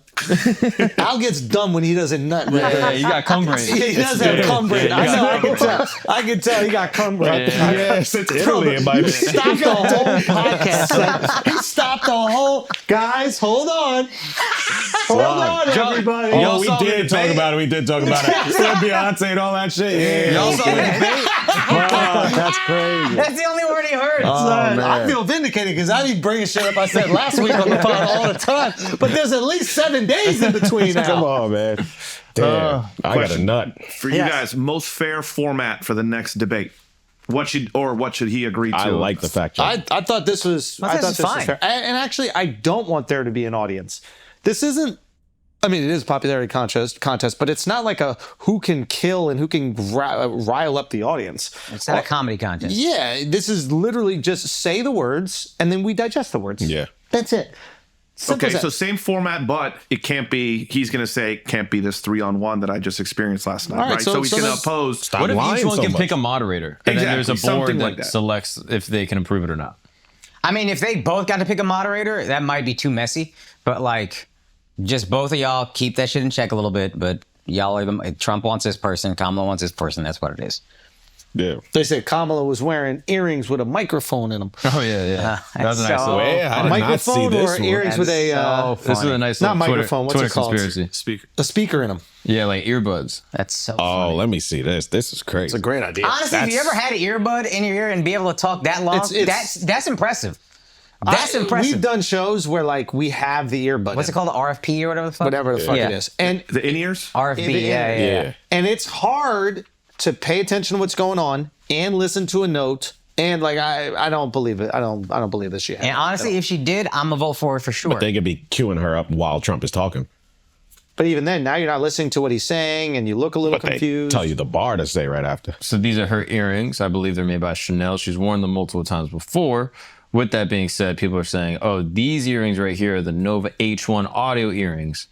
Oh god, And they're actually people are fucking losers. headphones. Unbelievable. I mean, they're looking for any excuse yeah, what to the why fuck are you talking Trump about, didn't dude? lose. Like, yo, stop being They pussies. look at like objectively different. Like, what are we even talking I mean, about? I think Right, it looked kind of babies, similar. yeah. I don't They're think a little I similar. don't think it was an earpiece, but I can see why. But But in, just stop in this being- one, the one that's the actual speaker is just the round thing, right? The one that looks yeah, like I a think it pearl or connects some like shit. behind the ear too. And Who does, is the like, person that finds this stuff? Like that starts these theories? Are you just trying to disrupt things, or do you have like an actual mental illness? the where you're Russian like, government. Something's wrong. Oh yeah, it could be the that Russian too. government? Yeah, it could be that too. No, that actually makes a lot of sense. Oh, That makes more sense than anything. But if your boy loses, it's like you're looking for anything. Nah, not that hard, dude. So Fucking there's come people that look. Yeah, but Trump should have had an earpiece too. I was saying, yo, bandage on the ear, headphone underneath, Yeah, that's fine. AirPod, bang. Yeah, he didn't milk the bandage that long. He could have milked that shit for a minute. on. Yeah. Yeah. Just make that his Nelly shit. Just just every time you see him, just got this shit on. Yeah, dude. You know what? This really made me wish Vivek had won the primary. He's too brown to win a Republican primary, but I feel like, of course I love. He also just speaks too far above the average like intellect. Like he can't dumb it down. And I Yeah, think that's it's a gonna real be issue. It's going to be his. I think that's why he should be in like an advisory or cabinet role, because he needs somebody that can basically teach him how to speak to 6th grade IQ. Yeah. That's how you speak to the country, and he just doesn't know how to do it. But yeah, it would be the same. Like the things I like about Trump's policies, whatever. I feel like he would do that without going off the rails. Yeah. I just think you can't slash all of the institutions by that many people and the country still like function. Indians save money, baby. That's what we do. All right. Someone pointed this out on Twitter, bro. This shit is kind of fire. The comment just says, Trump's neck pussy looking crazy. Yo. Nah, that's AI. That's gotta be AI. That's That's gotta be know. AI. Well, how does that happen? Al getting delicious right I now. know, right? God that shit damn. look good. I was about to get smart. How to about say you it. clear-minded? Yeah. That shit look My good. Puerto Rican came out. I started licking at my lips and shit. God damn. Look at that thing. Yo, look at that thing. Oh my Simpson. god. Oh, bro, you see this? What? Taylor Swift endorsed. I was waiting to do that. She I was endorsed. waiting to do that. Really? Holy shit, that's crazy. What the hell? All right, so Al, that's huge what's your hot take 30 minutes later about Taylor Swift endorsing? She's like, Yo, what's your hot yo, take? it's y'all mother. I'm about to make this a white thing. Why? Fuck. Exactly. Do you think she moves the needle? Absolutely. Yeah. Absolutely. Yeah, probably. Man, these little bitches will follow that girl to hell. Yes. Absolutely. Actually, after going to that concert, yeah. But look, I also look think, at the NFL's numbers last season. yeah, She moves the needle. bro. yeah. But actually, I don't think sorry, go. So I was going to change gears completely if you want to finish this thought. I don't think she's getting any Republican to vote for Kamala. I actually don't even know if that's possible to get someone to switch parties just with an endorsement. But isn't this what we said? People in the middle. But I, The yeah, undecideds. exactly. I think that That's she's huge. She might be convincing undecideds, And that's huge. and that is huge. That's gonna- yeah. This is what we talked about on Patreon, which I guess will come out after this. But the Patreon we talked about, where it's like it's the 40% and 40% already know exactly what they're going to do. That 20% ish in the middle that's undecided, they can be swayed by the debate. Yeah. They can be swayed by Taylor Swift. I think maybe a debate plus Taylor Swift might be like, all right, You just feel on some level more okay voting. I think the only thing that mitigates her endorsement is that people, at least from my opinion, already knew kind of what side she was on. Yeah. Like she has like on camera appearances talking about how much she doesn't like Trump. Yeah. And so I think to the average person, it's like, yeah, we know she's It's not a surprise. But like if this was someone completely out of left field, like if Melania was like, hey, I'm endorsing Kamala, we'd be like, whoa, that's What's crazy. going on? Yeah, I hear you. But I think it's also a big statement not coming out in support for Kamala. So That's it's true. like, What you mean? If she just stayed silent, like we talked about in the discussion, like if Kamala bombed and she didn't say anything, then I think that, I don't know if that would go noticed, but the fact that she came out and said something, people are like, all right, that means she did well. And like, it just adds to the idea that she did well. If you're undecided and you're like, who do I just want representing the country? Yeah. Because not saying something is also saying something when you have that much influence. Can we talk about what a legend Dave Grohl is? Can I pee real quick? Yo, can you really quickly, you go pee, we're going to start talking about this because He timed this up perfectly. He's like, yo, there's a debate happening. Yo. I got some news to tell everybody. I got some information to drop on the internet the second that the whole world is talking about this some debate. other shit. Yo, this is genius. Yo, but what's so interesting about this, and like, I'm trying to be positive. I'm trying to be understanding. He fathered a kid out of wedlock. Who's this? Dave Grohl is the lead singer of the Foo Fighters. Okay. Be the drummer for Nirvana. He used to be the drummer for Nirvana. But he has, over the last 30 years, been regarded as the greatest human being in history. Which He still may be. Which he still may be. Which he Okay. still may be. But meaning like everyone loves Dave Grohl. Yeah. Okay. He It's almost like a always meme. does the right thing. He is so lovable, so endearing, so charming. In every interview, he's charming. He'll bring the right person on stage and sing the song with them together. He'll support everything he needs to support. He's perfectly managed his celebrity. Like to perfection. He's one of the few incredibly famous people, and there's a handful of them. Yeah, it's like him and Keanu Reeves. It's literally that are the only incredibly famous people that everyone just seems to love. Who I think you think is the same person. Yeah. Probably. I mean, like- I thought that was Keanu Reeves. Right? Staunch conservatives. It's like, yo, the Matrix guy does music.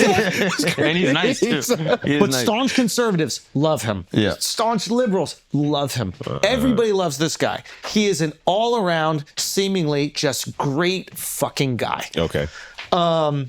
There's another wrinkle to this story that I'll tell you in a bit. So yeah, just to catch up, Keanu Reeves fathered a baby. Yeah. So, and then all of a sudden, he knocks up some other chick outside of his marriage, which is like, this is not at all in line with the perception of Dave Grohl. Yeah. Who happens to be married to the daughter of one of our teachers at UCSB. Oh, hilarious. And the opening, do you remember this? The opening lesson, the teacher brought it up. Love this guy. He's the best guy. And I was like, wow, everybody loves it. Even the guy who's fucking, his daughter's getting nutted in still loves him. Like, everybody loves this guy. So there's more going on. Maybe his marriage isn't that great. Maybe they're just kind of, keeping it together for, what is it, keeping up with the Joneses or whatever that term is. Yeah. We don't know exactly what's going on. Now, I Go. don't think that this is the case, Yeah. but I do think it is funny. This happened immediately after kind of publicly beefing with Taylor Swift. This is going to add to the lore that Taylor Swift is somehow some genius mastermind. Talk to me. Literally, he was on stage being like, yeah, we don't use AI when we sing, unlike some performers or something. And took a shot at her. You remember this? Yeah. And then she took a shot back or something like that. She's like, I sing all my own songs and I'm still popping, da da da. I don't remember the exact details, but basically they were going like jawing at each other. And then a month later, he's like, yeah, I knocked someone up, my bad. And You it's think like, she sent a honeypot? she's a honeypotter. She sent a honeypot. She sent the Dave Grohl honeypot package. How does she do it? How does Taylor always do it? No, it is just ironic that like the second you go at Taylor, cosmically somehow it comes back. I know, on you. dude. She needs to be stopped. She's just unstoppable. Do we know who the mistress is? Yeah, this is the mother of his child. Let me find out though. But I don't know. Like, did he like go So- Schwarzenegger with it and And the home? was it the help, nanny or was he yeah, having a whole relationship on the side? And then, Let me find out. so here's my question though. Does this change the perception of Dave Grohl at all? Probably a little. Yeah. I had nothing to know.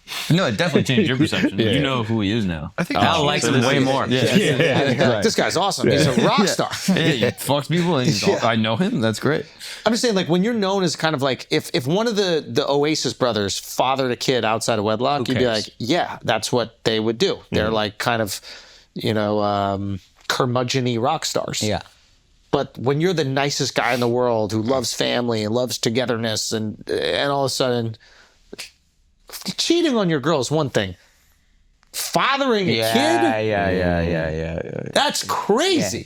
Yeah. That's insanity. Yeah. I mean, he probably didn't want her to keep the kid, but But still, you're nutting in a girl. Like, you have a whole family and a wife, and you're no rubber nutting in a girl on the side? yeah. Like, so what I'm starting to wonder is, like, do we have to look back at the way that we've perceived Dave Grohl as a marketing campaign that we've all fell for years? I think people. Or is this an innocent mistake? I think people need to stop like upholding random people that they don't know as perfect deities that can do no wrong. Like we just do this all the time, where you just see a guy and you're like, that guy's perfect, and then they do anything wrong, and then you're like, how could they do this to me? It's like, But first they also off, lean into that shit, Mark. They lean probably. into the character That's of a good I do everything counterpoint. right. And that's my only issue is like, it's very easy to share the wrong things you do. And it's also very easy for you and your publicist to come together and put marketing dollars behind how awesome and genuine and beautiful you are.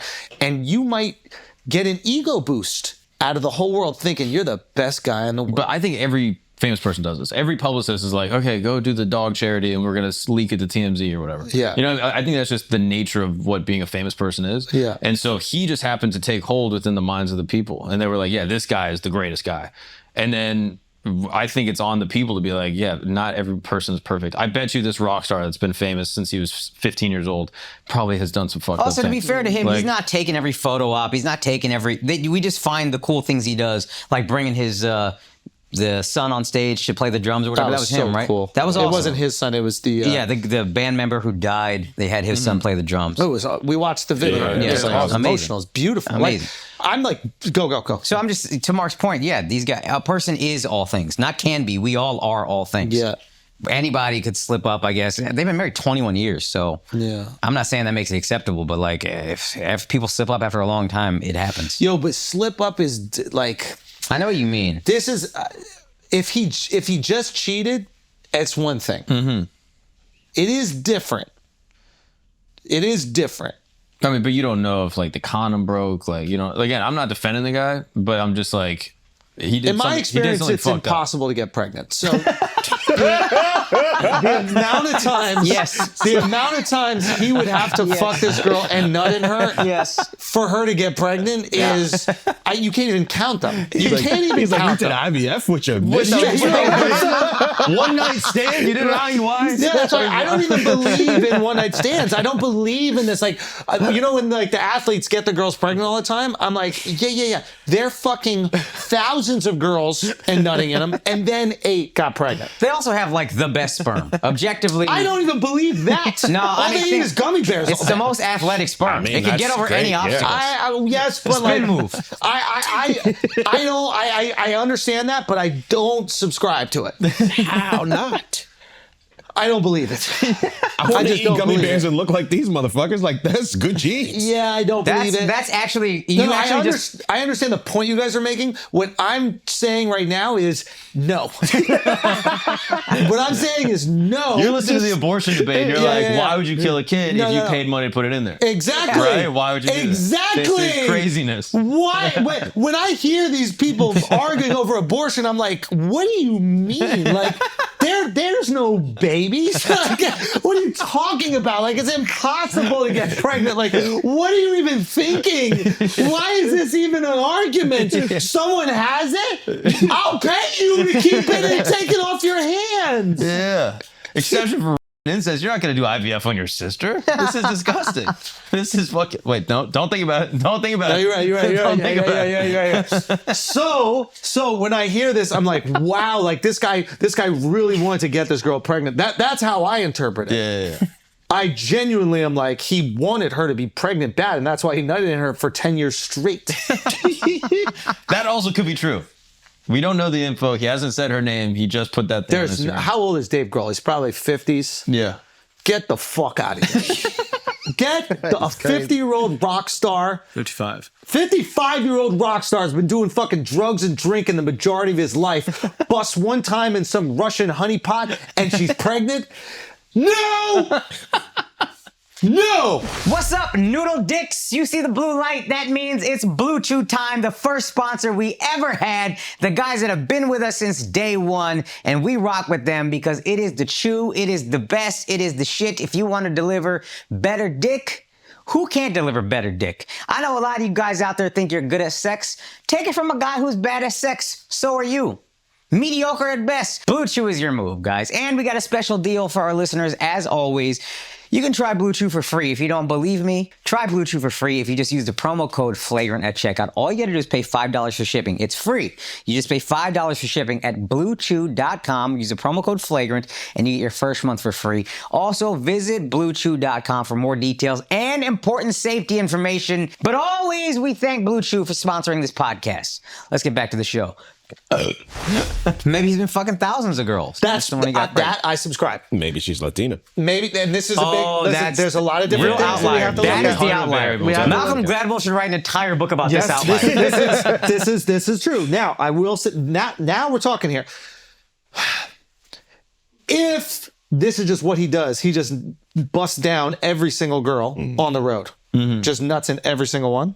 Then, and this is just the one that got pregnant, because what might come out is other girls might be like, he's acting like he doesn't do this, but like he fucks us all without condoms, and that's kind of his kink, and he likes to do that.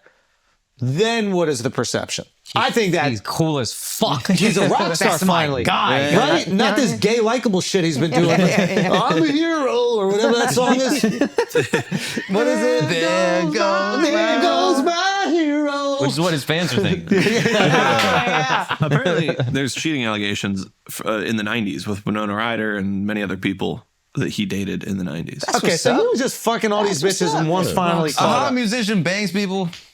Come on. Why you gotta call him hot? Because he's a hot guy. No, I don't think he's hot. I don't know if anybody considered him hot, bro. I do this thing. That's your type? You like that type? You like a grungy guy? This guy is hot, dude. What are you outta even here. talking about? This guy Holy is shit. hot. No way, dude. Come on. Is he Asian?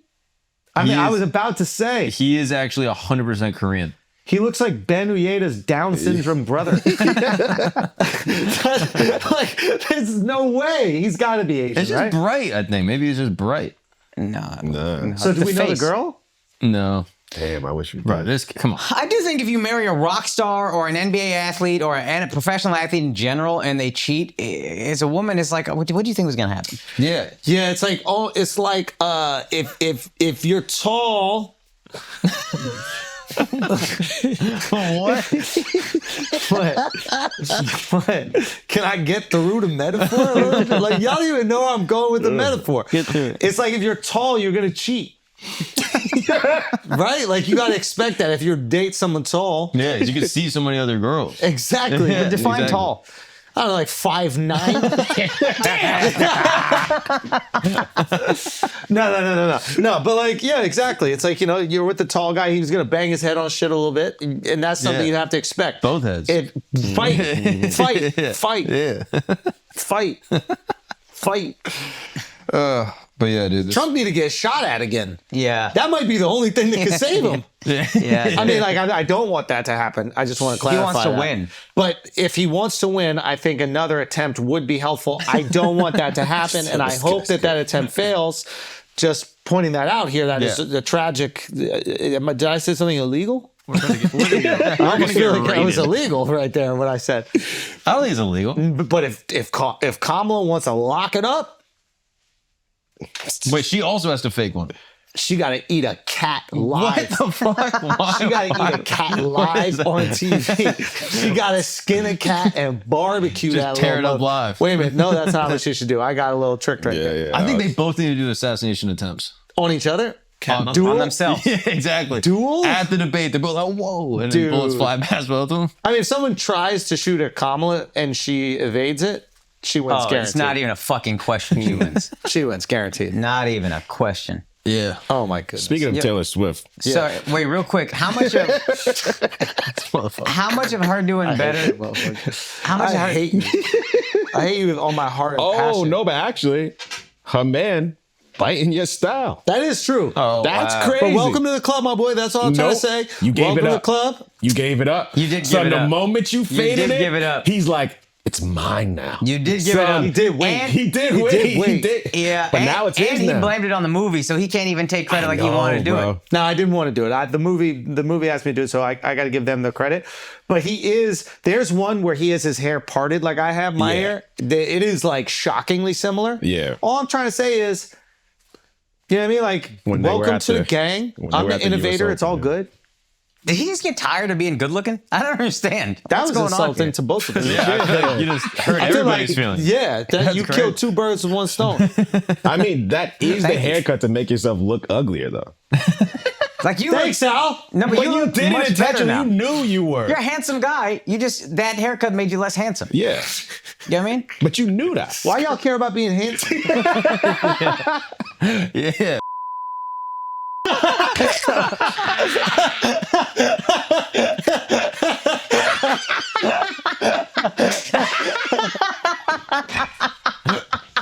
God. Bleep that whole shit. Bleep that whole shit. But leave this part in, but bleep that whole shit. Oh my God. Wow. Y'all are crazy making me Wow. say them things.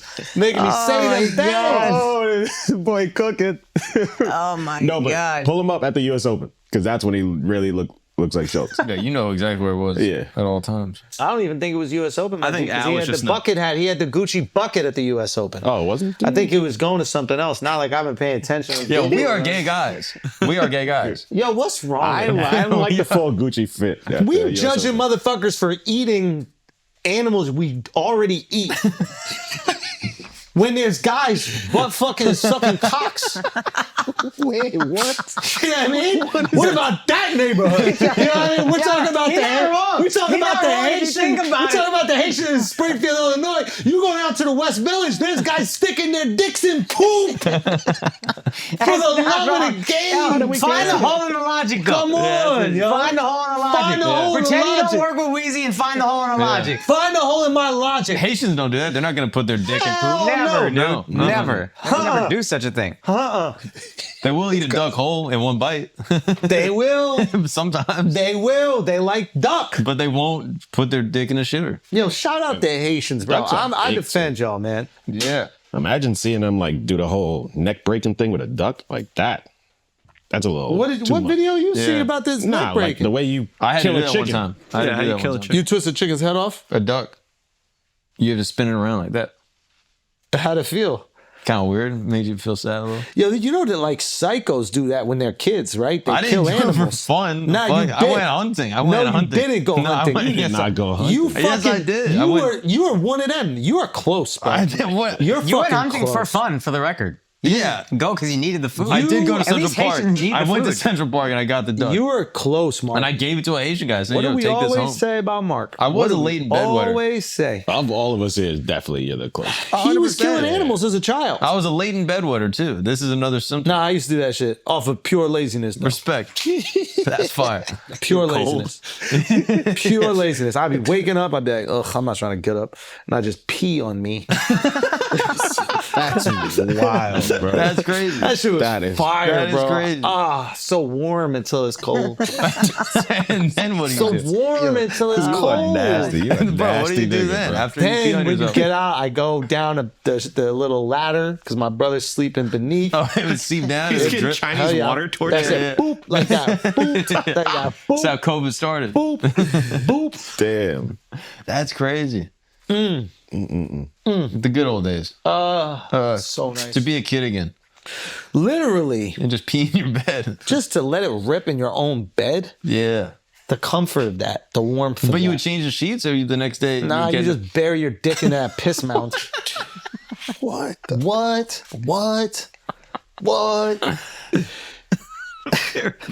Speaking of The Taylor American Swift, mind just can't understand just sticking your dick in Yo, piss the man. European minds cannot fathom pissing in your bed, letting it Chinese water torture onto your brother's forehead. Guantanamo Bay. The European mind cannot. Why is the European mind incapable of fathoming burying your dick into a twin-size mattress and just peeing through it till you hit the coils. Why can the European mind not fathom that? Why can they not fathom it? It's something that drives me crazy. The European mind getting up, walking to the toilet, peeing in it. What is wrong with the European mind? Country sucks. Country sucks. The European country sucks. The European countries run by some fat dyke in Germany. She's not even there anymore. She's done.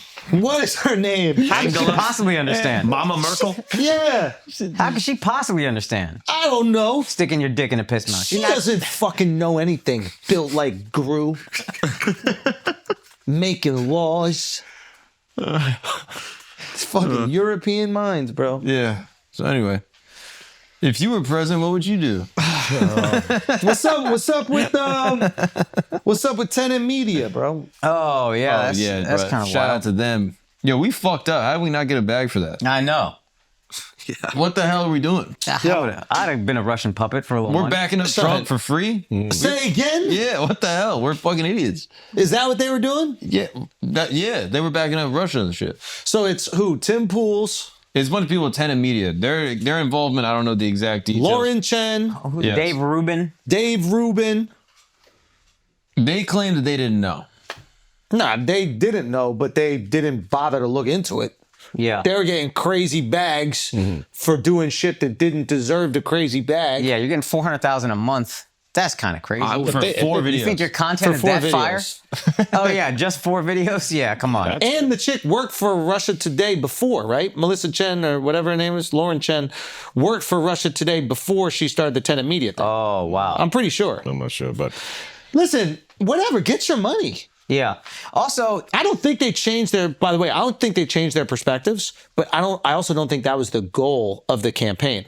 I think the goal of the campaign wasn't for them to spout out disinformation. I think the goal of the campaign was for us, the American people, to not trust any media. Because if those 4 people are bought, who else is bought? so you think it was their goal to get caught?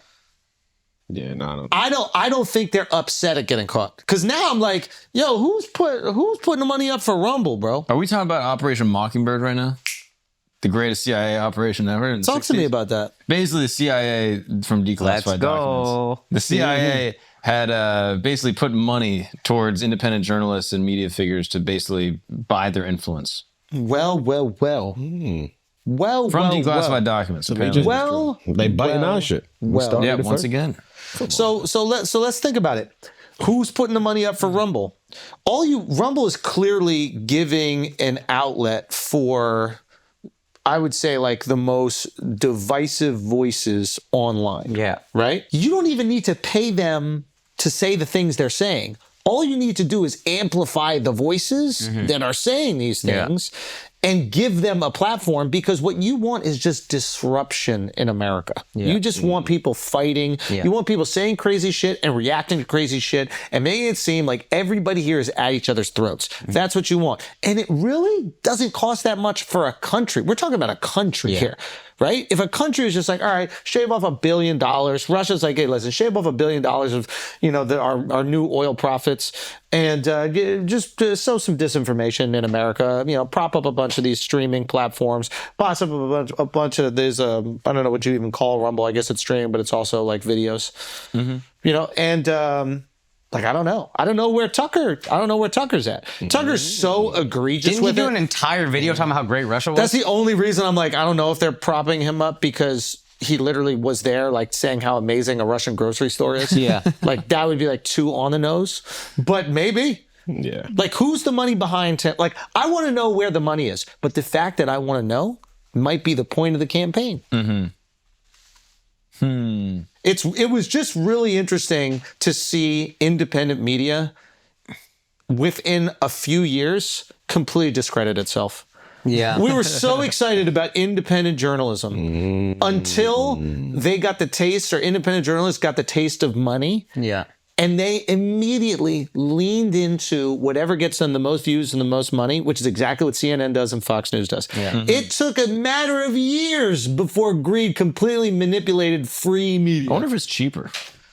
Like, I wonder if like the money it takes to like buy a CNN or to buy a Fox is so much more than like it's gotta be paying cheaper. 100 independent influencers. course. And much less dangerous because CNN and Fox got to vet you a little bit because they're on the hook with their what's it called? They're publicly traded companies. So they're on the hook with their people on the stock, people on the shares. And if it looks like they're corrupted, forget it, game over. I mean, my understanding is that Fox would have won that Dominion lawsuit, like if it actually went to court, but Rupert Murdoch and the other top brass at Fox would have to take the stand and admit that like they push out propaganda and that it's sensationalized, and that would tank the company, and that is worth way more than $800 million. Wow. So they're like, fuck, they got us by the balls. Okay, give them the $800 million because we'll maintain Fox, which is $1 billion franchise. Wow.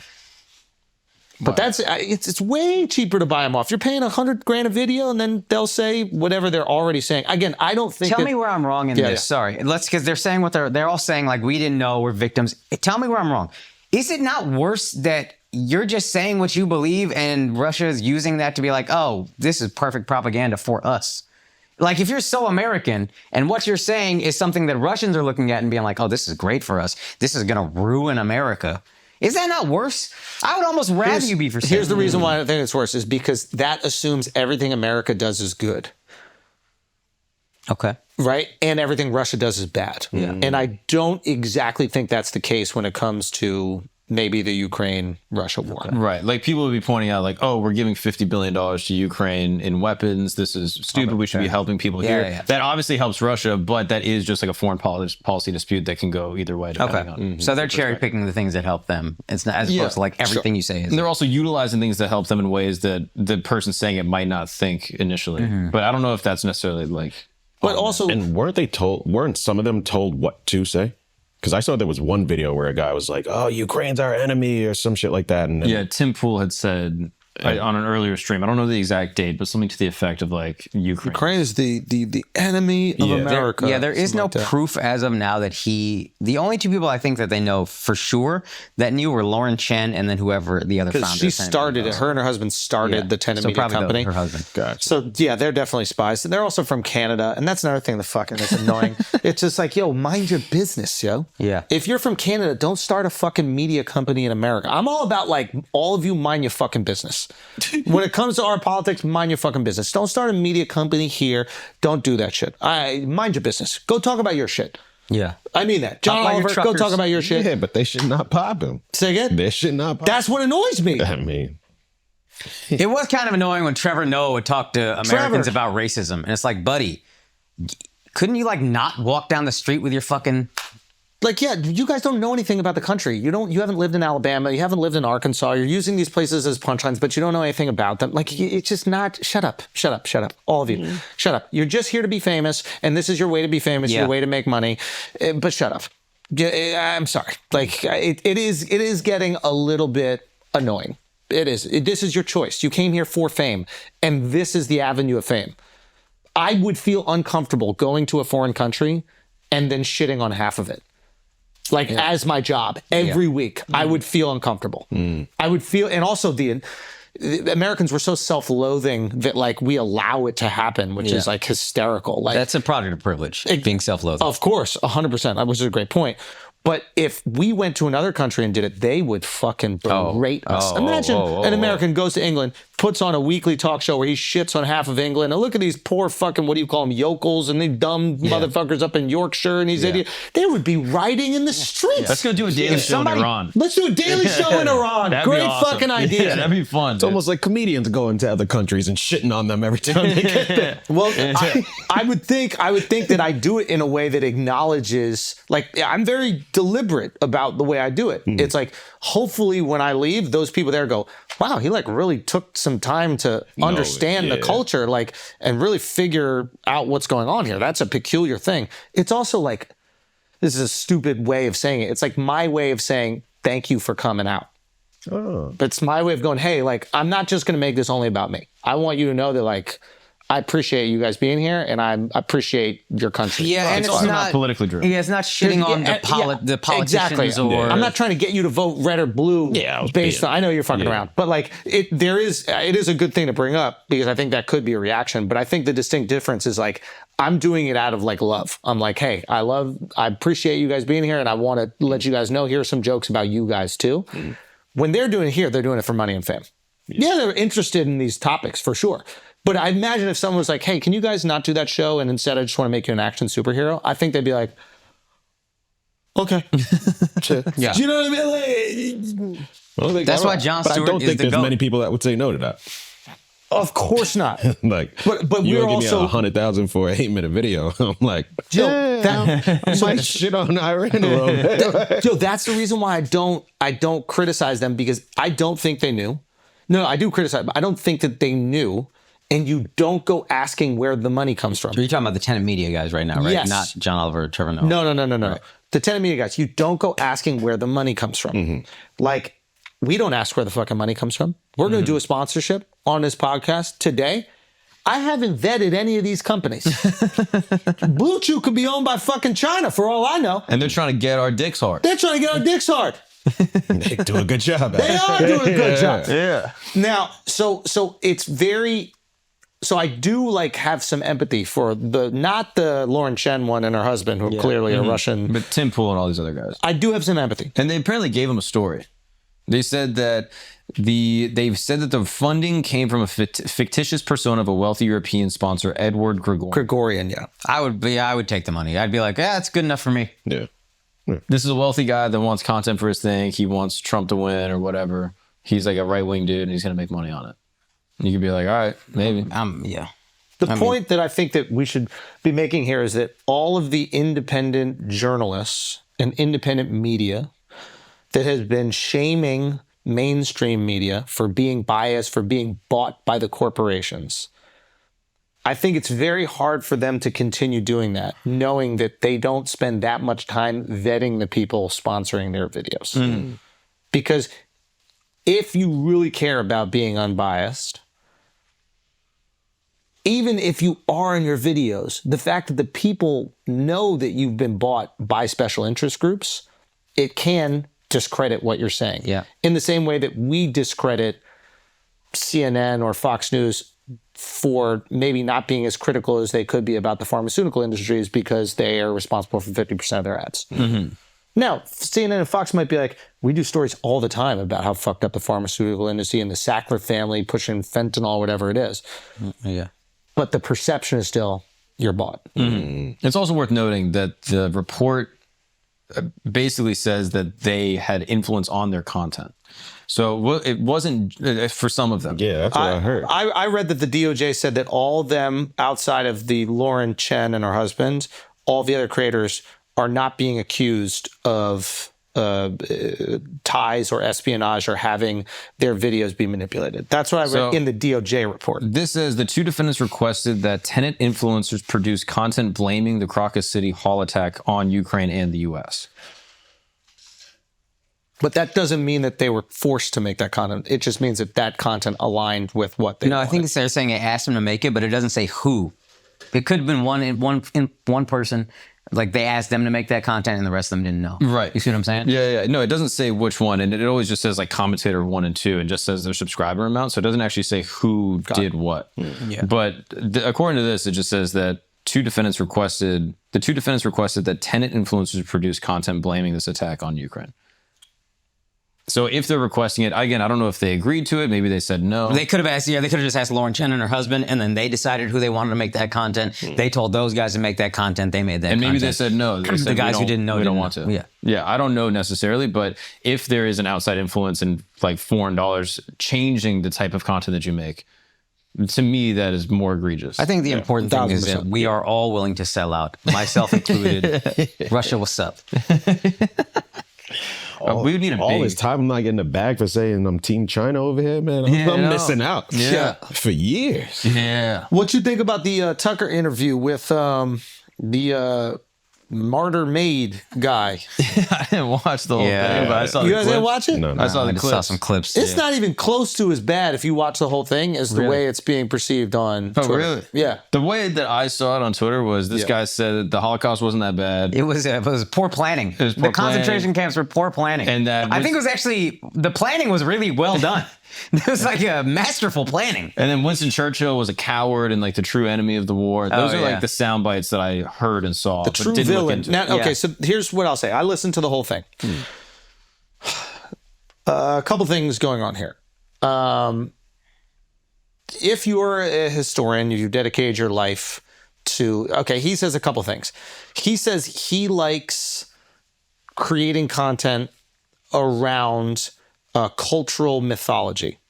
And what happens is every culture has their mythology. There's religious mythology, but there's also cultural mythology, meaning like this is the course of history in America. This is how we see it. And this is exactly what happened. And we do not chip away at that. We do not offer alternative takes. This is just what we all accept happened.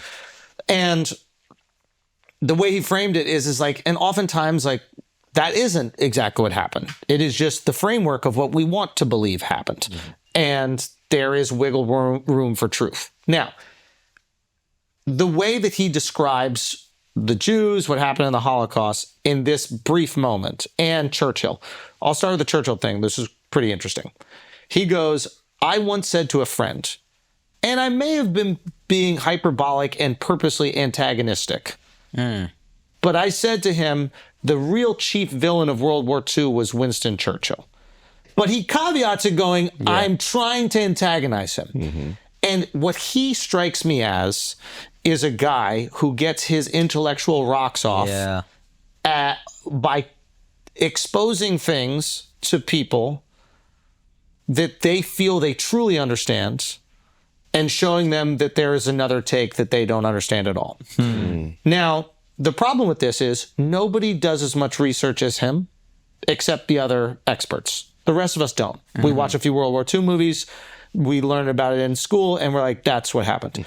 And then he comes over and he goes, the original idea of the Germans and Hitler was not to have, not to just kill all the Jews, that this was a, how did he phrase it? He used specific language. I don't remember.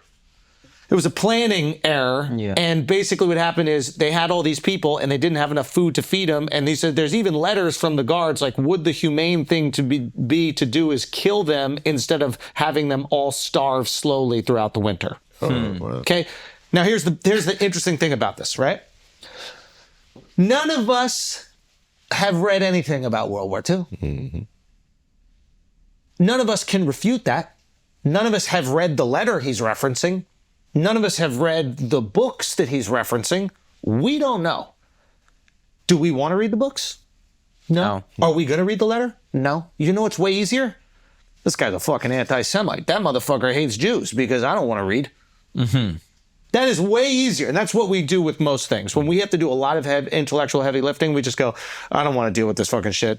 We do it all the time with black people. Somebody offers certain statistics about, black crime and these things. And then someone goes, shut up, you racist. And it's like, well, I do think with what he's saying here, like, there's just a couple questions that you would ask follow-ups, like, why were they in the camps?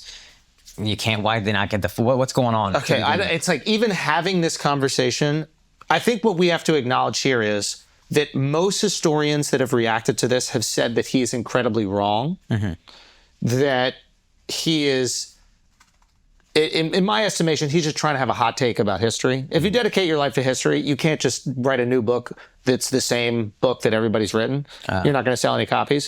So he's trying to be almost a comedian about it, where it's like, okay, here's another angle you didn't know about. Okay? I think a lot of times historians do this when they want attention. Here's the reality. There is maybe some truths in this thing, but it's not as sexy when there's just little bits of truths. It's sexier and gets the entire internet talking when you come from a completely different angle. Okay? So just to caveat that. You said something real quick. Wouldn't it be easy to just ask follow-up questions like, why were they in the camps in the first place? Yes. His argument would be like, okay, what we're doing is we're purifying the German identity. Yeah. We don't consider Jews German. We also don't consider the Catholic Germans or the Black Germans or the fucking Gypsies or whatever. I think they were also in the camps as well. So the Jews just happened to be the largest minority in Germany at the time. It's not like there were tons of fucking Muslims and shit there. Jews are large, so they're the largest quantity of people that are in the camps. There's also this idea that they've been being blamed, and Hitler used this hatred of Jews, and they're controlling the banks, and they're the ones that are suffocating the German economy. He used this fear-mongering to build this kind of support, which he's not acknowledging close to enough in this argument. He's not... The Mein Kampf thing that you brought up last time, it's like, isn't that the whole point of the book? I don't know. I haven't read Mein Kampf, so I can't say whether he said, yo, we're going to gather them all up and kill them. But even after Mein Kampf, like as he's coming up in power, like Andrew's saying, Jews are mentioned in every single topic. Absolutely. So absolutely. So again, even this is like so delicate to talk about, because in my head, as we're talking about this, I'm like, oh, they're going to take some excerpt out and say, oh, they're apologizing for the hug. And like, that's why these conversations are impossible. You don't wear a kippah while we do it. Yeah, he has a pass. Exactly. He's good. So, Go. Again, this is like the way to have a hot take on history. Yeah. You see it all the time. I wonder if historians will also do this, where in the conversation there is a basic assumption of facts that they don't always reiterate them. Like, you know, like when comics hang, like the jokes will be dark and fucked up. Yeah. Because there is a basic assumption, like, yeah, we're comics, like I'm making fun of like your dead dog because that's what we do, and that's what, like, we're friends like that. So I wonder if historians do that, where they're like, oh, well, did you know this about World War II? And the assumption is like, yeah, Hitler's bad. But they don't always reiterate it because they're sort of desensitized to the topic at hand. So I thought that.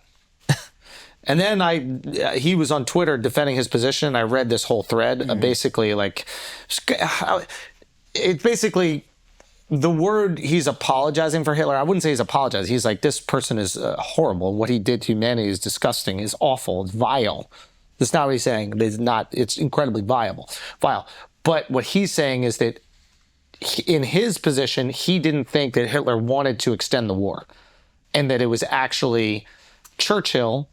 And then there's like a veiled suggestion that Churchill had some debts that were paid off by, he doesn't say it, but the Jews, and he's kind of in the pockets of the Zionists, and they wanted this war expanded, and that's why he continued the war, when what he alleges is that Hitler was trying to sue for peace. In other words, he was like, I don't want to go into Britain. I got everything that we need. We're good to go. And does he substantiate this, or is this just like... Yeah, he's like, they dropped pamphlets and did all this other shit. Like, and he's saying, like, even what he's saying is like, Churchill was just, all they had, I guess, at the time were these like fire bombs that you could drop, and he like was just firebombing the Black Forest, anything to continue the conflict.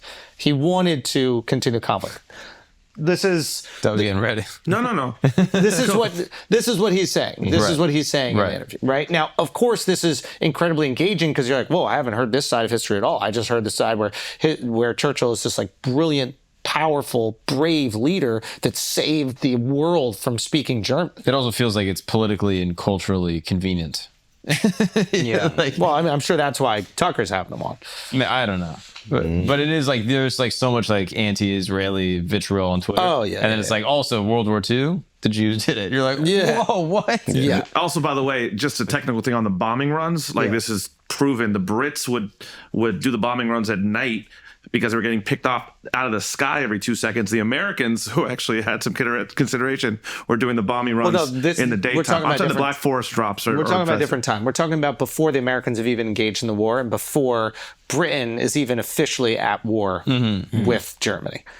So, like, I think Germany invades Poland, then they take France, and then apparently Hitler's going, yo, I don't have any intention of going to Great Britain. Like, the real war is going to be east. It's called the phony war, I believe. I don't know the term for it. But yeah, again, so you're listening to this and you're like, wow, I haven't heard this take on this historical event. And even if you disagree, you're going to read the whole thread. You're going to go through it. Yeah, it's fascinating. Like, I'm not even saying this to pick on you. Dove would read the whole thread because he'd be so riled up by it. But I understand what he's... Yeah. That's how we're paying attention. We're talking about it right now. So These historians, man, just stick to ancient civilizations and aliens for the clout. So, you know, Jews actually started aliens. You know that, right? Really? You know about this? You didn't know about that? I believe this. So what's actually There's interesting something to that. but like, it's interesting you say that. When there's enough time, you can speak about the historical moment right? Yeah. And nobody really cares. Like, if somebody's talking about like what, you know, Alexander the Great really did or what he really conquered, and someone has an alternative take, it's not like the Macedonian community is coming out. Well, actually, technically, his body didn't go to Egypt and it went over here, and we have maybe a few people, but it's so distant. It is funny that sometimes you will see people doing this, and you're like, "Wait, what's going on?" Yeah, you don't like, even I was know. talking about Mohenjo-daro. Like, What's that? Mohenjo-daro, like this ancient civilization that got destroyed, and there's bodies everywhere. He was trying to catch me. But no, I brought it up, and I was like, "Yeah, it's located in modern day Pakistan." And then there's all these comments of people being like, "It wasn't Pakistan back then. That was India. We built that." And I'm like, come on. So, perfect example. It's like only a small faction of people are going to be like really riled up about it. And it also doesn't matter. And it doesn't really matter. doesn't. But this is so close. And it is, like he said, part of our accepted mythology. The Western mythology that is accepted is this. And when you chip away at that, there are going to be people that are incredibly angry. One, because they're like, have I been lied to my whole life? Well, I'd rather not be lied to my whole life. I'd rather this guy be a liar, right? Because I don't want to do all this research and learn all this different reality. Like, of course Rock not. the whole foundation. But it seems disingenuous to take out specific sound bites to make him look terrible. Now, he doubles down on other things that I think are very, would cause a lot of engagement, but also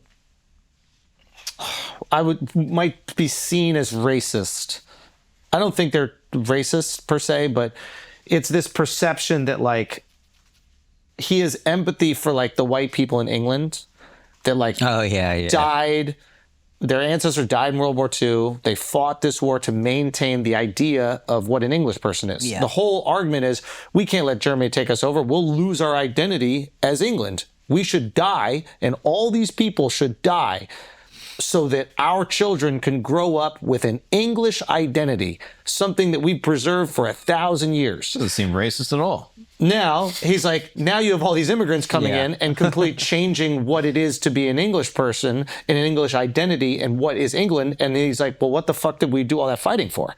What was the purpose of that? And he thinks a country has the right. He goes, his argument is that this is American influence over the West.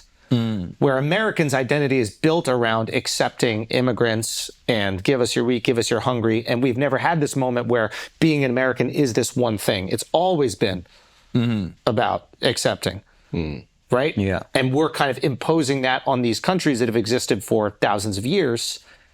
And now people are eating dogs in Buckingham Palace. What's going on? They're coming over here. So, I remember That's what fish and chips are. seeing that stuff, and I was like, okay, this is what the guy's doing. This is who the guy's. He's catering to a fan base. He's gonna get his money. Go ahead, buddy. And but at the same time, like, I don't know if that's like a horrible argument. I think you have to like spend some time in Europe to understand it, because if you try to understand through an American lens, it makes no sense at all. Like, what makes New York amazing is the diversity. What makes New York amazing are all these different cultures. We're all living together. We're sharing culture, and we've curated the most amazing city in the world. It's truly amazing. He's a comedian with some really interesting premises. Yeah. But you shouldn't take him seriously when you go home. But I don't know if you believe that. Because if all of a sudden, again, white people started moving to India and changing what Indian culture is. Like, you've already complained about Indian culture becoming too westernized. Yeah, but that's, again, and Japanese people started coming and then making it a little more Japanese. Like, I'm going to cut you off because India got imperialized, got conquered. India was supposed to have an entirely different trajectory. It got robbed, pillaged, raped, fucked. Now I have a sensitivity to it. England didn't get imperialized, robbed, pillaged, raped, fucked by any of these foreigners for sure coming in. No Indian country. That's not true, but you're bringing in Indians when you have the British Empire for sure. But I mean, like, of course, the Roman Empire conquered them. I mean, not by the people that you don't like. He doesn't have a problem with Italians coming over. No, he does. He has a problem with Italians. Yeah. So you think those guys that are rioting? He's saying each country, like, if Italians came and made England Italian, he has an issue with it. He doesn't like the no border policy. He doesn't. So he's like, every country that fought for their identity should be able to uphold that identity. The people he's defending, they don't have a problem with Italians. The people he's saying, I understand where they're coming from and sympathizing with. But I'm not going to argue on them. But that's who he's supporting. Defending. Sure. What I'm just saying, I hear what you're saying. But his argument about a nation being able to fight for its identity, and if it doesn't, by not accepting large amounts of immigrants, they're looked at as racist. I don't know if they should be looked at as racist. If the idea of fighting that war was to preserve the English identity, and accepting large groups of people from other countries is naturally going to chip away at that singular identity. I understand the logic behind it. That could be one of the many emotions, but I do think there's some racism involved in the same way that, like, they're not going to be upset at the Italian restaurant opening up in their neighborhood. You've made that argument. I'm not saying that. I'm making. And this is just to what I'm saying earlier. That's a great premise. I can't find a ton of holes in it. A comedian has a great premise. You can't just find the holes in it. Right. It's fun. But we both know at the end of the day, this is not like a real thing this person believes, or you should know. See, I don't like getting into those arguments where it's like, we're going to assume what they really mean. Like, I'm just trying to have the argument based on like the words that are said, which is, does Hawaii have the ability to maintain their Hawaiian culture? And when Western culture starts to come in, or even Japanese culture, where these other cultures start to chip away at the Hawaiian identity, do they have the right to be frustrated with that? Or are they racist when they're frustrated? Yeah, but again, you're talking about a colonized place that was in, like, that's where the difference is. Okay, it just remove is different. colonization. Like, Do a thought experiment. Just do a thought experiment. Yeah, as a thought experiment, if they had never been colonized, don't worry about it. Everybody's been colonized, so that cancels out everybody. I mean, they're still colonized, like right now. Okay. This is why these things are so difficult. It's really hard to just even hypothetically discuss it. Like, if Mexico got mad at a bunch of Americans moving in, I would honestly be like, it's just a country changes. Like, Mexico has been its own country for a long time. Country changes.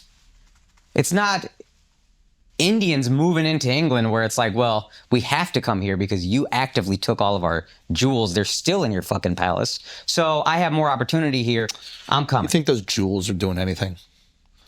India was a wealthy... Jewels are going to help $2 billion. I hate this revisionist history where India was wealthy and then now all of a sudden they're broke. Yeah, how is that now all of a sudden? Like, what are you even talking about? I mean, look at Africa. Like, they took all their resources and Africa's still a poor continent.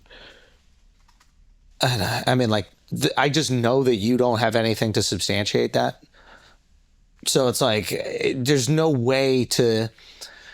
We're living in like a world where like there's no way to prove the trajectory would have gone completely positive. There could have been infighting. I don't know if it would have been positive. I don't know if it would have been completely positive. Yeah. But it would have been, I said it was just completely different trajectory. I didn't say it was worse. Right. Completely different trajectory that they did not have control of. In that situation with Mexico, like, I would totally understand if Mexico was like, hey, I don't want you chipping away at our culture. Like, I think that is happening a little bit. I think some Mexicans are mad that like El Salvadorians like come up and like they take over like little enclaves or something. I was talking about a Mexican buddy. He's like, yeah, like there's like, they have like immigrants that are moving through and they get annoyed by it. I don't know if it's all of Mexico. I doubt it.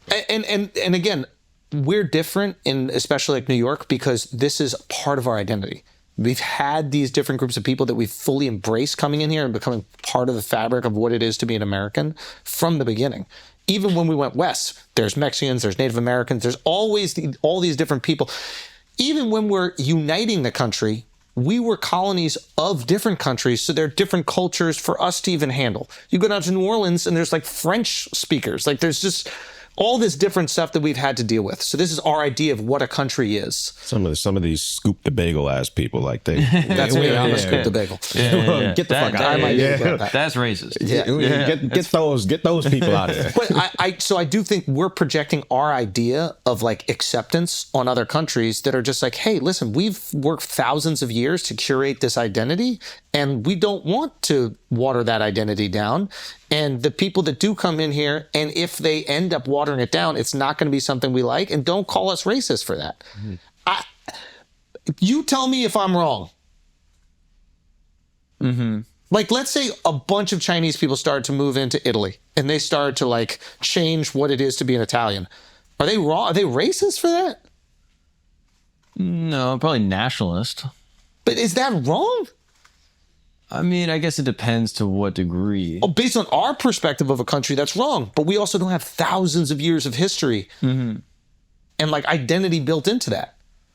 Like, I don't know, I would feel wrong. Like, I know that India is a different example, but like, I'd feel like, let's say white people, just Europeans, started moving into China and slowly changing China and making China more white. Like and they were like, hey, we don't like how China's becoming so like westernized, like we're losing our cultural identity. I wouldn't be like, you fucking racist, how dare you? Like, I'd be like, yeah, I get that. Like, we're coming to your shit and then making your shit ours. We talk about this with gentrification all the time. Yeah, that's what I'm thinking about. Like, when it comes to gentrification, we unanimously agree it's wrong. And then when it comes to the gentrification of a country, we don't like it, but we don't stop it. Yeah, that's true. But it's oftentimes the people that don't have the power to stop it.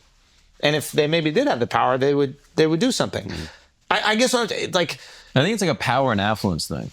Like, I think powerful countries that don't accept immigrants in large degrees are then seen as like xenophobic. Yeah. Whereas poor countries that don't accept them are seen as protectionist. Yes. Like, they seem like they're conserving their resources and like not just letting anyone in. And maybe that's why Italy wouldn't bother me as much. Also, maybe just Italian culture is cooler to me or whatever. So the Italy thing, I'm like, I get it more for Italy than England. England, I also think if you have a problem with the people coming in, that's a little different than saying, hey, if you're going to come here, just assimilate. If you're going to come here, do our shit. I wouldn't love that, but I get it. Yeah. If you're going to move to my country, embrace our culture, this is what it is. If they're telling the people, come here and embrace what it is to be English. Muslims, stop doing that to women. That's fine. But when you have a problem with them coming in, it starts to feel different. So here's the thing. You're damned if you do, damned if you don't. If you say, hey, if you come here, you got to take on our traditions and customs, like France basically says, hey, you can't wear the hijab, you can't do that. Then all of a sudden you're like, well, you're not really a free country. These people can't even live free. Right? Like, they're criticized all the time for the lack of freedom that they're giving Muslim women. I think they said they couldn't wear hijabs during the Olympics. Like, so they're restricting their freedom. They're basically saying you're free to be French. But then don't be not French about it. But then also, they don't want to restrict their own citizens. So if you're a citizen of France, you have the freedom to reject French shit. But not if you're coming from the outside. I guess what I'm trying to say is, I think this notion of a free country is very American. Okay, that's fair. Like, I don't know if that's a part of the cultural identity of Western Europe. Okay, that's fair. That's fair. I guess what I'm trying to say is, well, maybe it's liberté, égalité, like freedom is part of the liberté, égalité. What's the other thing? Fraternity. Fraternité. Yeah. So like freedom is in the slogan for the country. I just don't know if it's built into the cultural ethos the way it is in America. Okay, fair. But I guess what I'm trying to say is, like, this is a very difficult conversation.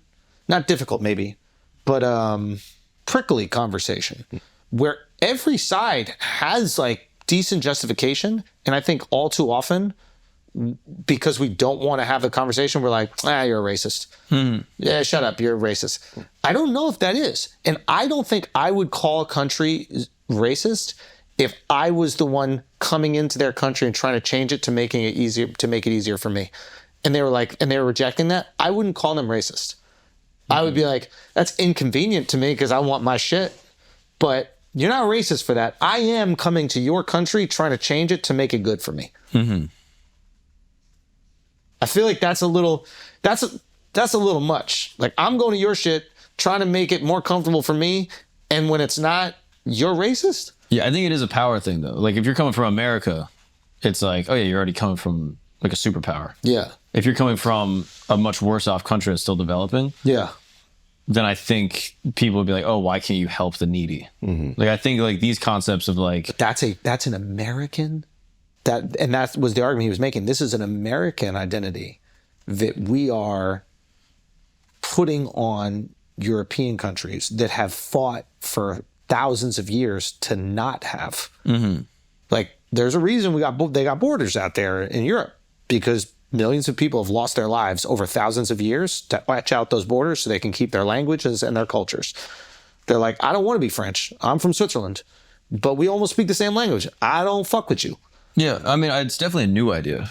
No question. I think like 1,000 years ago, if you lived in Rome, or 2,000 years ago. If you lived in Rome, like your ethnicity didn't really matter so long as you assimilated to being Roman. Like I don't think they had the same even understanding of like race and ethnicity in the way that we do now. I don't think they saw people as like, oh, you are an African person or you are an Asian person. I think they were like, you are Roman or not Roman. And so, is that fair? Unless you were Jewish and they put you in the ghetto. Yeah. Even back then? Yeah, but it was fine. But yeah, Continue. I think these are like, I think it's not necessarily built on like racialized lines as the way it is now. Like I think the idea of ethnicity was different. So I think that is uniquely American, the idea of ethnicity, because of the way America developed through colonization. Like the idea of race and like blackness and whiteness kind of comes out of that, to my understanding. And so now that race is sort of constructed, I think it has been exported to other countries where it's like now they're grappling with this idea of racism without necessarily the historical heritage of racism as we've had in America. Yeah. So whether or not they should or shouldn't, I think is like up for debate. I don't know if it's necessarily settled. But don't you think that like part of the ethos of America was to accept you're hungry, you're weak? That wasn't part of the ethos of these other countries. I think the only time they were accepting immigrants is when it was beneficial to them, when they needed cheap labor. And I will say, like, if a country like France needs cheap labor because their people won't work, and they ask these people from foreign countries to come in, that is a very different situation than if they're being benevolent and bringing people in that need help. If you're being benevolent, you're truly just helping people, then you want to add the expectation of, hey, fall in line with what this country is. That's fair. But if you're bringing them in so you could pay them almost slave labor, Yeah. That's valid. and then you're on top of that going, but also it's like, whoa, you can't have it both ways. Yeah. Again, it's just it's a tricky one. It's a tricky conversation that we like immediately label people and make radioactive. But if you really kind of zoom out, it's not that immediately. Yeah, it's probably more nuanced. I also just know nothing about European immigration policy. Yeah, me neither. And also I think the understanding of like what is and isn't racist, I do think is culturally tethered. Like we don't necessarily have colorism in the same way as it exists in like Brazil and parts of South America. But like it's that exists there. So what they would consider as racist is probably slightly different than what we would consider it as. And I think it is tied to like the violence that your history's gone through. And I would also say, to Akash's point, it's like if you have like England, I have far less empathy for, and like France, I have far less empathy for, is because if you have colonized these nations and you have, I'm not saying like they deserve to be there, but a lot of these, I think the communities of these countries that grew within England did it when these countries were still part of the empire. What is it called? The British Empire? Yeah, there's a name for it. I don't forget the name, but like Jamaica, for example, I think was part of the British Empire. Even Canada was still loosely Commonwealth? The Commonwealth, yeah. Australia, Yeah, Cayman Islands. yeah. So like these people going back to the homeland, if you will. It's not their homeland, but it's the homeland of the center of their government, the center of the decision making. I don't think that you can fault them in any way for that, especially when you've controlled those regions and you're extrapolating resources. Yeah. So I think that's where I feel like it's a little bit different. But if it's a country that you have no connection to at all, I get it more. Then I get where they're coming from more. That's okay. Then that was my point about India. And sorry for being reductive about your point. No, it's fine. But this strikes me every time I go to India. Like the infrastructure is fucked and all of that. But it was a country that once they got freedom, not only had everything been kind of plundered, they got 400 million people when they start the country. It's a lot. America starts with 13 colonies. I want 1,000 people, and then it expands and it gets to build up everything as it expands. India starts with no money and 400 million people. They got more people then than we have in America now. Yeah, it's incredibly difficult. 1/6 of the landmass. Every time that strikes me, and it's like, yeah, I get, if I got to go to England, some of this is your fault. Maybe not all of it. Some of this is your fault. I'm bringing my shit over. In the same way that you feel about the labor. It's like, this is... Yeah. I do think, I don't know. That's why it's almost like a shame. No, it's not a shame. Like, I like the fact that this information is available on a podcast for everybody to consume. Maybe the problem is like Tucker is so radioactive in the perception of him that even a conversation like this is going to be viewed through the lens of that radioactivity.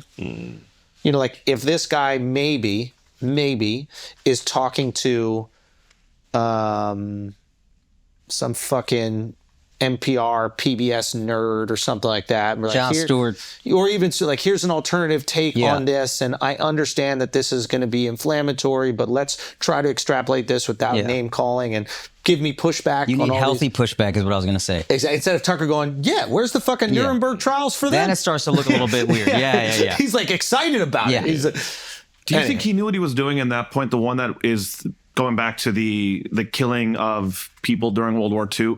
Did he specify Jews or civilians and POWs? Because I think what happens is like groups that have been pushing like this is the history of the Holocaust. They're saying we have this proven, and then he's bringing up a point about some German officer who was talking maybe about some civilians and POWs in Russia, and they didn't understand like what to do with them, and that's the point he's making. Versus like the Germans had a plan for many, many, many years to kill the Jews. Like that's just fucking proven, and Tucker's not there to like call him out on that point. Yeah. Was he choosing to not specify because he knew this could get some action? I think this is the reality.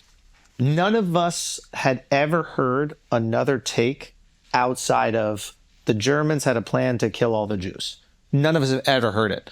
And then he comes out and he's like, yeah, that wasn't their original plan. He goes, that wasn't their original plan. And none of us can cite a book or a speech or anything where Hitler goes, yeah, that's my plan to kill all the Jews. Like, But the way he was talking about, he could have specified. Hold on. Here's the question, and this will be the deciding factor. Can you cite a line where that was said? So the argument that of what I read after that The is answer that is no. No, he was quoting he was quoting one German officer that said this, and other people are like, Dov, you're salading. That's not what I asked you. And this is why what these guys do is so effective.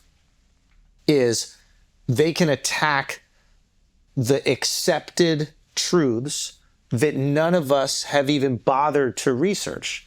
Because we've accepted it. Because we've accepted as truth. None of us have even, no one even would go, let's see if Hitler actually said that. We're like, of course he said, he did it. He murdered 6 million fucking Jews. Like, I don't need proof of it. The proof is right there. My father went to all the concentration camps. He saw it. And so just to substantiate what he's not saying this guy is right. He's just saying we can't prove him wrong because we've accepted it as right, so we don't do the research to refute that point. You can't prove him wrong in the moment. We haven't done the research. Watch this. We just accepted it's like this. It's like this. If he came up to me, he's like, you know, you were really born September 23rd. I go, what? He goes, yeah, you were born, you know. I go, no, I was born October 30th. He's like, no. That's just what your parents told you. Yeah, his parents told you. Like, you know, there's a report from the hospital at Mount Sinai that there was an Andrew Schultz born on the 23rd. I don't have any information. Well, you have the birth certificate. What? You have the birth certificate. But I don't have it on me. I'd have to call my mom. I'd have to find. So you know what I'm saying? Like, you right now, all of us now have to go and look for when Hitler's like, we have to kill all of them, and this is the plan, and Goebbels or whatever his name is saying, hey, this is our plan. Let's put them all there. We have to go find that because it was just an accepted piece of knowledge that, and I'm sure there's hundreds of times out there where they were like, explicitly, this is our goal that we're going to do.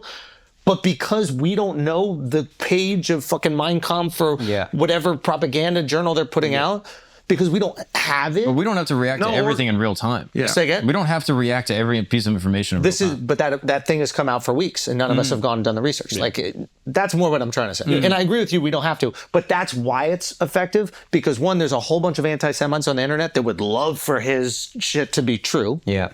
Right? Yeah. But two, because we just accepted this reality that he threw a fucking nuclear bomb in the middle of, and then none of us could defend it in that moment. Yeah. Every World War II historian is trying to debate the guy, which to me shows that he's a little bit of a fugazi. But that's what I was saying. He chose the language in that moment to not specify Jews so that they could say, wait a minute, I was talking about people, yes, I'm sure he would get POWs. bodied by a World War II journalist, 100%. But what he is exposing, which I think is interesting, is that accepted cultural mythology is something most of us cannot defend because it is so it's accepted. It's so accepted, and it's so ubiquitous that you would never even get pushback from a person. Like, in our life. Yeah, we never think to. This is what we all are taught, so we all agree on. We've all agreed upon this as a society. Who needs to find any evidence to support something we've all agreed on as a society? It's like if everybody in the world is religious, I don't got to prove God exists too. There's no atheists. Great, exactly. Well, I got to do it. And then if one guy's like, God doesn't really... You go, what? Well, especially when the start of the episode is like, this guy, Tucker, is putting on a platform. This is the Greatest new voice, greatest historian. You're like... And that's where you stop taking it seriously. I already did all the work when I was a kid and watching the movies, and now all of a sudden, one podcast, and it's all fucking out the window. And to Andrew's point, this might have been a cool, interesting discussion if you had someone who was willing to give him pushback and have a healthy discourse. Hey, let's do this on friendly terms. You're providing an alternate point of view. I obviously don't agree with it. Let's talk this out. Because if somebody was well-versed enough to be like, okay, I know what you're referencing with that message, but here's a clear letter from Hitler to Goebbels where he says the only path forward is to eradicate the Jewish people. What do you say to that? And then he goes, And for all those listening at home, that's what happened. The Wannsee Conference, Final Solution, all that stuff's real. Well, but that's great that like you can reference it, but like find the line, and that completely discredits what this guy says. You also don't need to know everything though. Like if someone brings up a counterpoint, like I think one thing is you could just be like, oh, I've never looked into this. I don't know the information offhand. I need to think about it. Yeah. Like I think not knowing is also fine, and then also not needing to know, being like, this doesn't really affect me. It's not above my line of, personal intrigue. Like it doesn't really matter at the current impasse, so I'm not going to look at it. I think that's a great point just for life in general. I think with this specific thing that like there is so much cultural mythology built in specifically for Jews to like hear this alternative version of what something that is like so near and dear to their identity, their parents' identity, like to hear this other take that where it's kind of like flippantly thrown out that they weren't really targeted, they were just part of the prisoners of war. I think that's and I think when deconstructing cultural mythology, I think you should take care to try to couch it in what your intention is. So like, okay, here's the thing that's going to go against what you think. This is not trying to justify like the flagrant anti-Semitism that's been happening and pervasive in culture lately. Yeah. This is not trying to say that the Jews did World War II. This is just to bring up a more nuanced counterpoint to this one specific thing. And you can use that to frame your belief unless you are trying to cause that point. But like he said, and I thought that this was the most telling part of the whole interview, and this is the lens I looked through it. Like he said to his friend, I wanted to antagonize him. Yeah. I wanted to speak hyperbolically. Yeah. And I think that is what he gets off on.